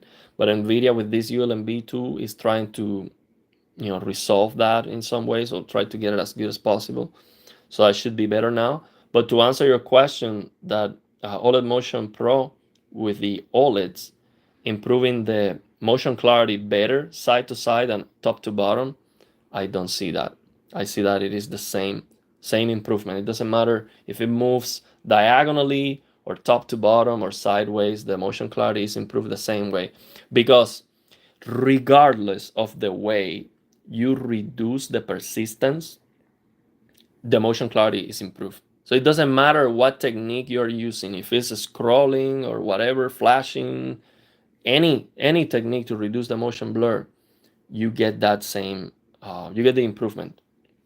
And the best thing about the OLED Motion Pro is that you get that motion clarity in the entire screen. It is not like you get better motion clarity in the center of the screen like some of those LCD monitors with backlight strobing. No, the LG C1 OLED has that same motion clarity everywhere. It is the same great motion clarity everywhere. Doesn't matter how you move or where you are on the screen. So that's a big, and also no crosstalk, no trailing artifacts. So it is not perfectly clear, but it is perfectly clean. The motion is just perfectly clean on the LG C1 OLED. It's just absolutely amazing how clean it is, no artifacts. Okay, so I have other answers to that assessment. If you want to get rid of the illusion, then you need more hertz and more FPS. CRT, the primary image is super sharp through the phosphor trails, don't look that bad, and it also makes flicker less harsh. So the CRT trailing, the phosphorus decay and that trailing, man, that doesn't bother me at all. I don't care. It just looks so good in motion that I don't care to see that trailing. And like he is saying, Elexor, his name Elexor, I know him from the Blurbusters forums. I know him from his comments. Like he's saying, the way the CRT is strobing the image, and because of that phosphorus decay, that makes the flicker less bothersome because of that phosphorus decay. So that's an advantage. So you can basically get that fantastic motion clarity at only 60 FPS because of that phosphorus decay. And so it is I don't see it as something bad. Actually, yeah, that's awesome. That's not something bad. That phosphorus decay is awesome. I don't mind that. Okay, so here's what is happening. I think I jump the comments again. So what's happening is basically I have to figure this out for next time, because it is not very comfortable what I'm doing here. I'll figure it out for next time. But what's happening is every time I don't touch the screen with my finger, the comment disappear. And then when I go back to see the comments, I missed a bunch of comments. So I don't know how to fix that. So let me see what else we have here. You are saying that the C1 has higher motion clarity than a good CRT or plasma. The C1 doesn't have better motion clarity than any CRT, but I mean, I cannot say any CRT. Maybe there's one CRT that's just trash. But it definitely have better motion clarity than any plasma, 100%, and it is not close. The plasma has 4 milliseconds of persistence, but it has some gray to gray limitations. The LG C1 OLED with OLED Motion Pro High at 120 frames per second looks significantly cleaner and clearer than any plasma TV. Unless I haven't seen it 120 hertz plasma TV. I haven't seen that. That might have 2 milliseconds of persistence, but I still doubt that the gray to gray is gonna make that 2 milliseconds of persistence. That's not going to be 2 pixels of motion blur when moving at 1000 pixels per second. That's gonna be like still like 4 pixels of motion blur or maybe more. So remember, motion clarity is not only is limited by persistence, but gray to gray is also important. So if you have gray to gray limitations, the plasma TV has 4 milliseconds of persistence, but it doesn't have 4 pixels of motion blur if you have gray to gray limitations. So for example, my Panasonic Viera TCP42S1, the motion clarity is 4 milliseconds of persistence, but it's like 6 pixels of motion blur when moving at 1000 pixels per second. Actually, the motion clarity completely breaks when you change the speed of the UFO test to 480 pixels per second. It looks really bad. In the trailing artifacts, the crosstalk is really, really bad. Now, the new Pioneer Kuro plasma TV that I got is much better in that regard. And I'm gonna do a video comparing them so you see the difference, because the Pioneer Kuro is much cleaner. It has better motion clarity than the Panasonic Viera. Let's see what else we have. Yeah, for higher refresh rate, you could use some faster phosphorus. Yeah, I would like to see the Neoplasma TVs, because the Neoplasma TVs, they are supposed to have faster phosphorus, so the responsiveness, the gray to gray, is supposed to be better. I would like to see that, especially if they can do 120 hertz. CRTs never were perfect. They are just great for low MPRT at any refresh rate and no added latency. Yeah, that's the thing with the CRT. You get that fantastic input latency at 60 FPS or 85, you know. Okay, let's see. Okay, yeah, most quality of light. Yeah, so with this conversation about quality of light between the plasma TV and the OLEDs and the LCD, and that making the colors look better, I've tried to research a little bit about that, and I haven't seen any evidence of having a better quality of light to give you a better picture quality just because of that. So what I'm talking about is there's like a measurement, there's like a number you can measure with a special instrument that is gonna tell you the quality of the light of the display. Okay, and they say that the plasmas, they have higher quality of light, and the CRT has even better quality of light, and so that means that the CRT looks better or the plasma looks better. No way. A CRT doesn't look better than an OLED. It doesn't matter how amazing the CRT is, it just doesn't, it's not gonna look better than the OLED in any way in terms of picture quality. No way. But that's still something interesting that I'm still trying to research and see what's that quality of light all about. But I haven't seen any evidence of that being an indicative of having a better picture quality. Okay, so I see a discussion from the same people. Let me see if I jump to questions. You're talking display technology. You have 4090. Okay, thoughts on the QM8? I saw you're asking about the motion in the FOMO live stream.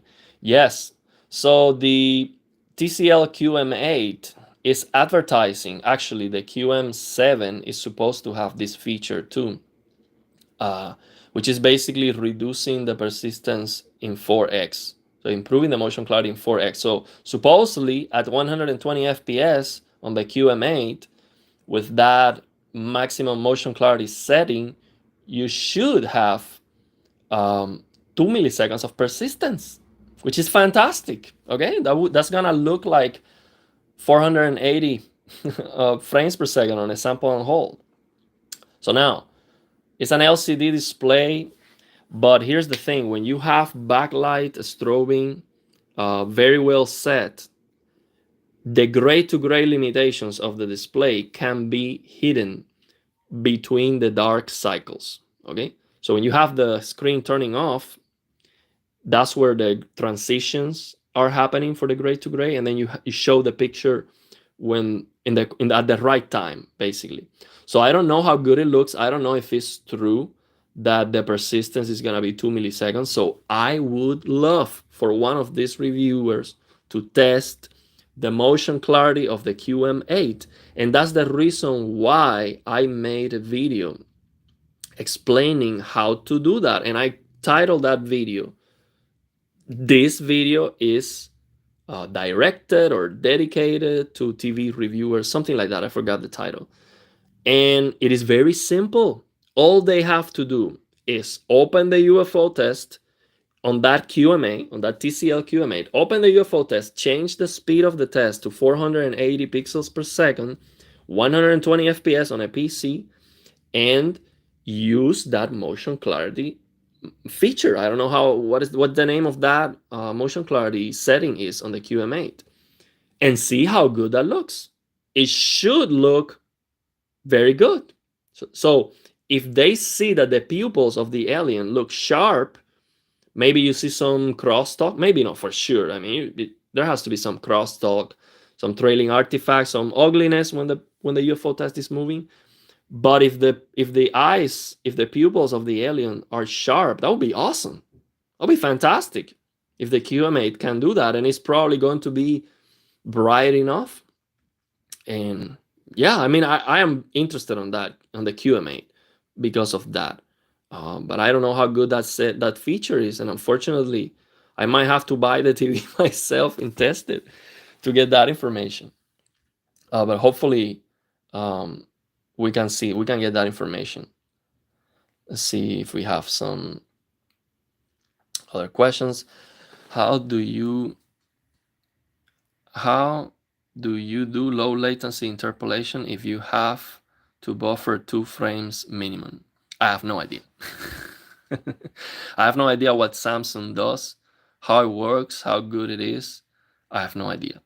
Also, how does 30 FPS in a 60 Hz container work with TV interpolation? So at the beginning, I thought that the motion interpolation on the LG C1 for 30 FPS content, you needed to have 30 Hz. But actually, no, it works at 60 Hz. So on a PC, for example, if you change the refresh rate to 30 Hz, 30 FPS, you can use the de-judder setting on the LG C1 OLED, and it works. You get 120 FPS. If you change the display refresh rate to 60 Hz and you get 30 FPS locked in the game, so you have 60 Hz, 4K 60 Hz on the C1, you open the game is 30 Hz. So that would be the same as on the consoles, because the consoles, they do not output 30 Hz. The consoles, they output 60 Hz, okay? And that's the reason why LG has that algorithm set up so it works, because they know that's how people are going to use it sometimes. So it works. How? I don't know, but it works, and it works perfectly. It works the same way. So basically on the C1, de-judder 10, 30 Hz, 30 FPS looks the same as de-judder 10, 60 Hz, 30 FPS. It looks exactly the same interpolation artifacts. But now actually 60 Hz is better, because when you have the output of the display to 60 Hz, you get better input lag for the games. So I will always recommend 60 Hz, 30 FPS with de-judder 10 if you want to use motion interpolation on the game. So the input lag is still gonna be very, very, very high, almost unplayable for many games. But for some story-based games, and you cannot tolerate 30 FPS sucks anyway. Definitely give it a try, and 60 Hz is gonna work better than 30 Hz because of that. Motion interpolation, I think, prefer VRR. Yeah, VRR is better if you can get a higher frame rate. Ariel, with BFI on, you said it only affects the peak brightness, but the near black and midtones stay the same. So does BFI on or off affect the actual colors? So what I'm saying is that it is possible to calibrate the TV, to change the settings, so you get the same, actually not the same near black detail. And I haven't made a video about that. I'm gonna touch on that because I don't have a way to show you that difference because my camera is not able to pick that up. But virtually the same near black visibility, near black detail, with or without OLED Motion Pro is possible. If you change the settings and the brightness of the mid-tones, it is also possible to have them looking the same. Now the peak brightness, it is not possible because the peak brightness will always be reduced because you are reducing the persistence, the pixel visibility time. So you're getting less brightness for sure, no doubt about it. So your question with the colors is, yeah, when you lose the brightness, the colors also change. So the colors and the brightness, the colors, they are not tied with the brightness in a big way. Like you cannot see, the colors changing, but it does matter. So when you lose brightness, you're also affecting the colors 100%. It also changes the colors, but it's not a big deal. It's not a big deal. You do lose that color pop, but it's not a big deal. I've been testing BF5 and in general the image looks more washed out and with less saturation. Yes. So yes, it affects the color. Yes, it affects the color, not just the lights. Yes, it does affect the colors, and it does wash it. I wouldn't say washed out the picture because people might think that that's the same washed out picture as black level rays, and that's not what happened. But yes, it does wash out the picture a little bit, but it's not what you're thinking. It's not like everything looks gray and terrible now, but it does wash out the picture a little bit. Okay, we need more brightness, absolutely. Remember, they are inserting black screens. Did you try with aerial settings, black frame insertion? I have worked photo mechanic and I know the difference. It is good motion clarity, but it changed the perception of colors too. Yeah, it does change the perception of colors. Do you mean that because the overall brightness is darker, appear less vibrant? I'm trying to. So that's a discussion people are having on the chat. Let me see if we have any other questions for me.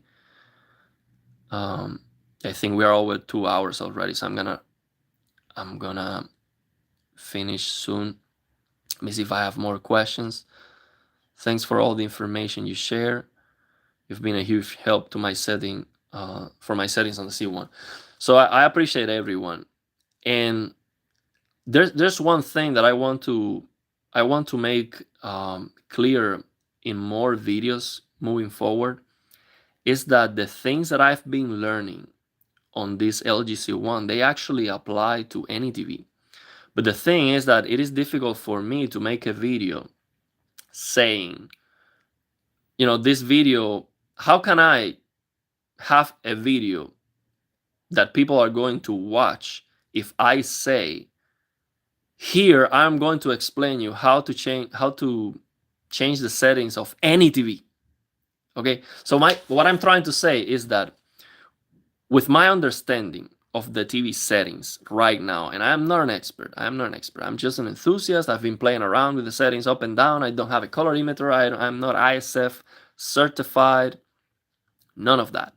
But with what I know right now, I am sure I can change the picture on any TV if I have the settings available to get the picture quality I want very easily.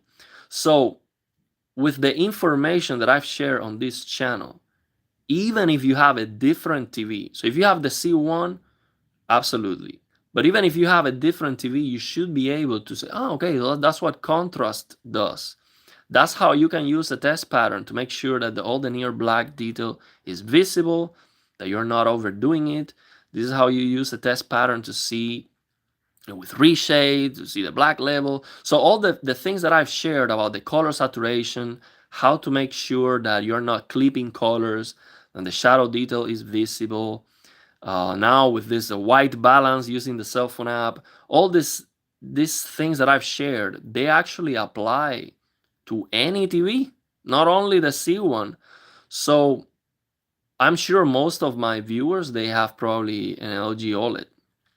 But even if you have a different TV, you might still be interested in hearing what I have to say, the things that I've learned with tweaking the settings on this C1, because the settings on the TVs, they are the same contrast, brightness, black level, tone mapping to understand tone mapping for HDR. All the things that I share, they are actually, you can apply them to any display.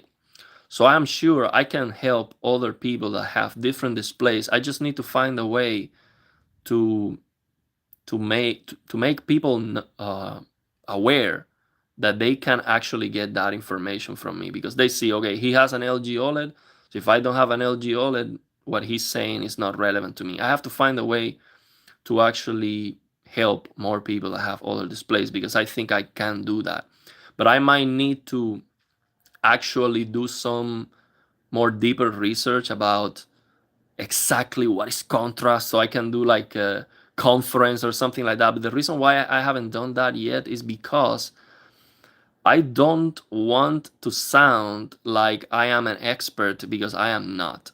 So if I prepare for a video to explain you all the TV settings on any TV so you understand why, it might sound like I am an expert, and I am not.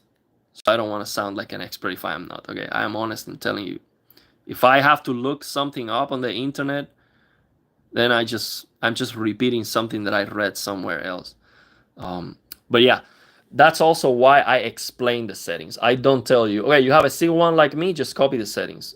No, I explain you, okay, I think this is the setting because of this and that. So if you have a different display, you can also take advantage of that. Okay, let's see what else we have.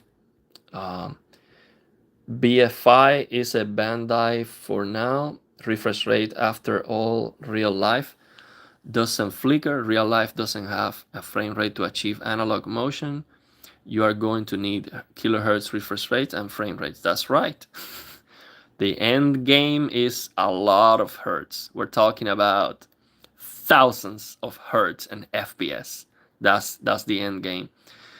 Because even if you have 1000 hertz, that's not enough. You're still gonna have some motion blur when you move faster than 1000 pixels per second. And even if you have higher than that, you're still going to have a stroboscopic effects of finite refresh rates.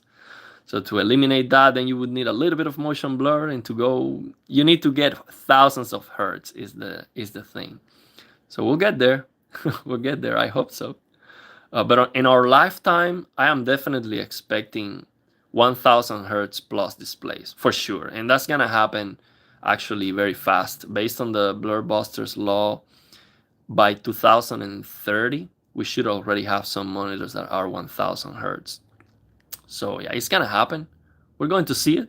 Don't worry about it. We're going to see 10,000 nits, full screen, 1000 hertz plus, all the color gamut the display can have, covering as much as the color space as the display can do, and perfect blacks. We're gonna get all of that for sure.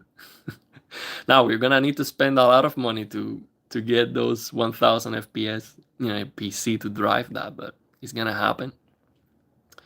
Okay, so let's see. We have some discussions here on the chat. We have some experts on the chat. The problem with a 1000 display is that what kind of source can process this? Asynchronous reprojection. That's the answer. AI to fix the limitations and the artifacts, the disocclusion artifacts of asynchronous reprojection. And that's how we're going to do it. That's how we're going to get 1000 FPS delivered to our display. Low frame rate sucks. Yes, I totally agree. This Starfield 30 FPS for me is dead on arrival, okay? And some people think, oh, I have a PC. I don't care. 30 FPS on the Xbox. I don't care. I have a PC. You know what those 30 FPS on the Xbox means? That the CPU is going to be very CPU heavy and the performance is going to suck. And you're probably going to have a lot of stutters. It's going to be a mess. Unfortunately, I would like that game to be very good, actually. VR already uses such things. You would need something like asynchronous reprojection. Yes. Yeah, I'm still on, man. I think we're almost 3 hours. I'm gonna have to wrap this up. I want to read all the comments, but it is too much. I'm gonna have to end. We'll do it next time. And next time we're gonna do it better. I will figure out how to be more comfortable so I can have, maybe next time I'm going to do it on my PC so I can have my head on the corner, or just at least have my head horizontally, and I'll figure a better stream next time. So this works better. On ULMB 2, full screen crosstalk, you still think the variable overdrive helps, but LCD gray to gray is still too slow. Yeah, the gray to gray limitations of the LCDs can be hidden on the dark cycles. That's what they are trying to do with LMB 2.0. Plus the VDV for gaming, you are the master. I laugh a lot when you get nervous about mercantilism movements of the display industry. Yeah, it's not nervous. It's just I don't agree with with what they're trying to do sometimes. Hold on, he said that some LCD is better for motion than CRT. Yes, sir. The ULMB monitors are already better than CRTs. ULMB 2.0, they are better because they have 1 millisecond of persistence minimum or better. Okay, they can be better, less than 1 millisecond of persistence. There are some CRTs that can have less than 1 millisecond of persistence. Actually, my CRT has less than 1 millisecond of persistence, I believe, but the common understanding is that, yeah, that's 1 millisecond what they have. But I believe my CRT has less than that. But yeah, those ULMB 2.0 monitors can have better motion clarity, but now you need 360 FPS. On the CRT, you can get that motion clarity with less FPS. You can get it at 60 or 85 FPS. So that's a big difference. You don't need 360 or 240. See?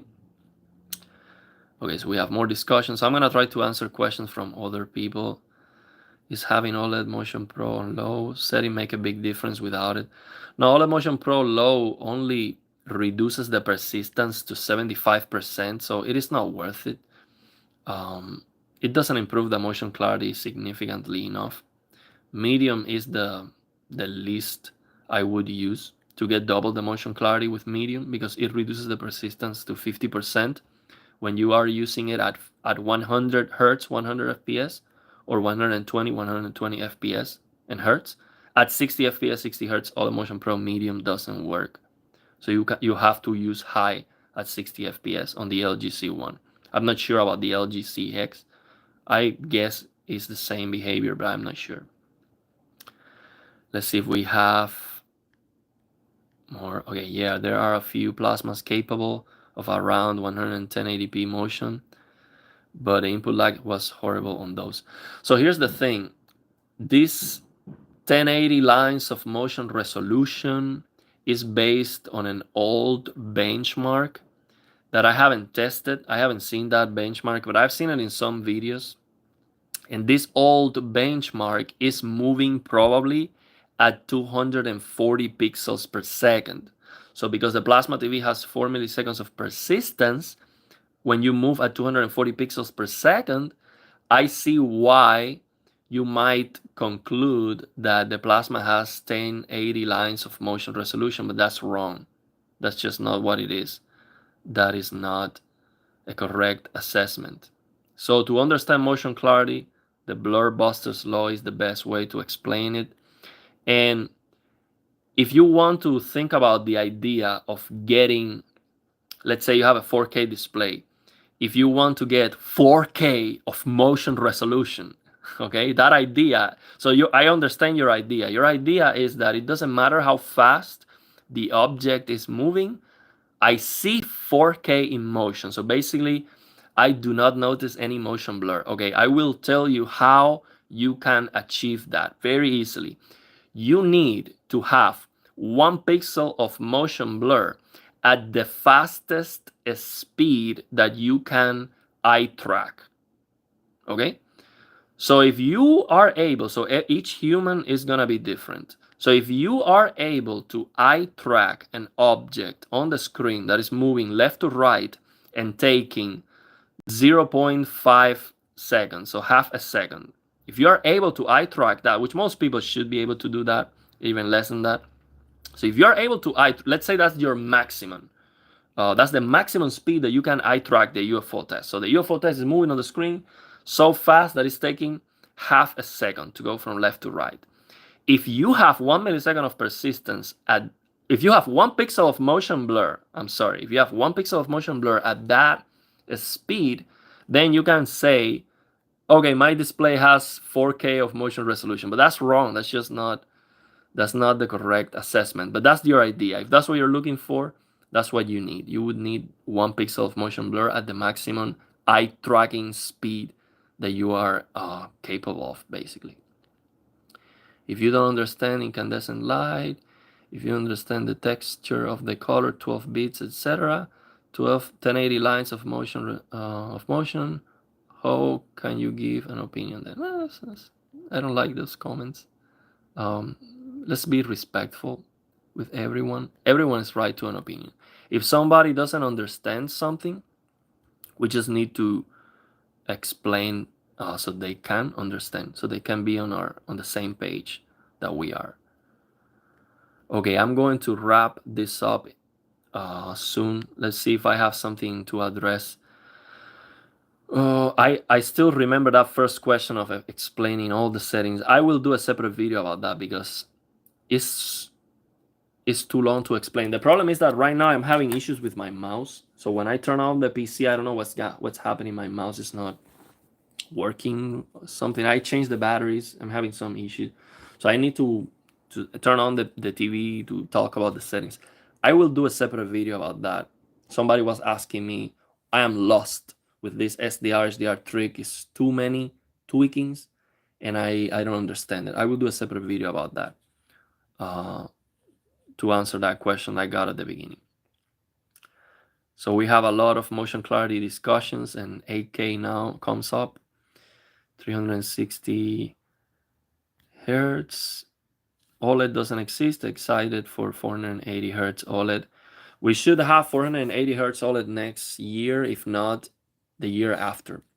There's a monitor that's WRGB that's supposed to be 4K 240 hertz and 1080p with an option that's 1080p 480 hertz. So basically, when you have half of the vertical resolution, it can refresh twice as fast. That's gonna be nice. 1080p 480 hertz for competitive gaming is gonna be very nice. Okay, I'm going to wrap this up. Let me see what else we have. Am I going to play Starfield? Absolutely. I'll try. Okay. Okay, I'm going to end the stream here. I appreciate all of you showing up. I was not expecting to have this many questions and this many interactions. I will try better next time. So I don't have the camera in my hand shaking like this, and it looks like you're going to get a headache. I appreciate if you stay all this time. I've been for almost 3 hours, I think, at this point. So I appreciate you staying all this time. I'm gonna try better next time so I can have my head like this and I can read the comments on my PC. I'll figure it out how to do it better next time. I appreciate all of you showing, and yeah, you guys have the best weekend. And now I have a better idea of the things we want to talk about on the channel. And yeah, thank you for your support, and you guys have the best day. Let's see how I end this. Okay.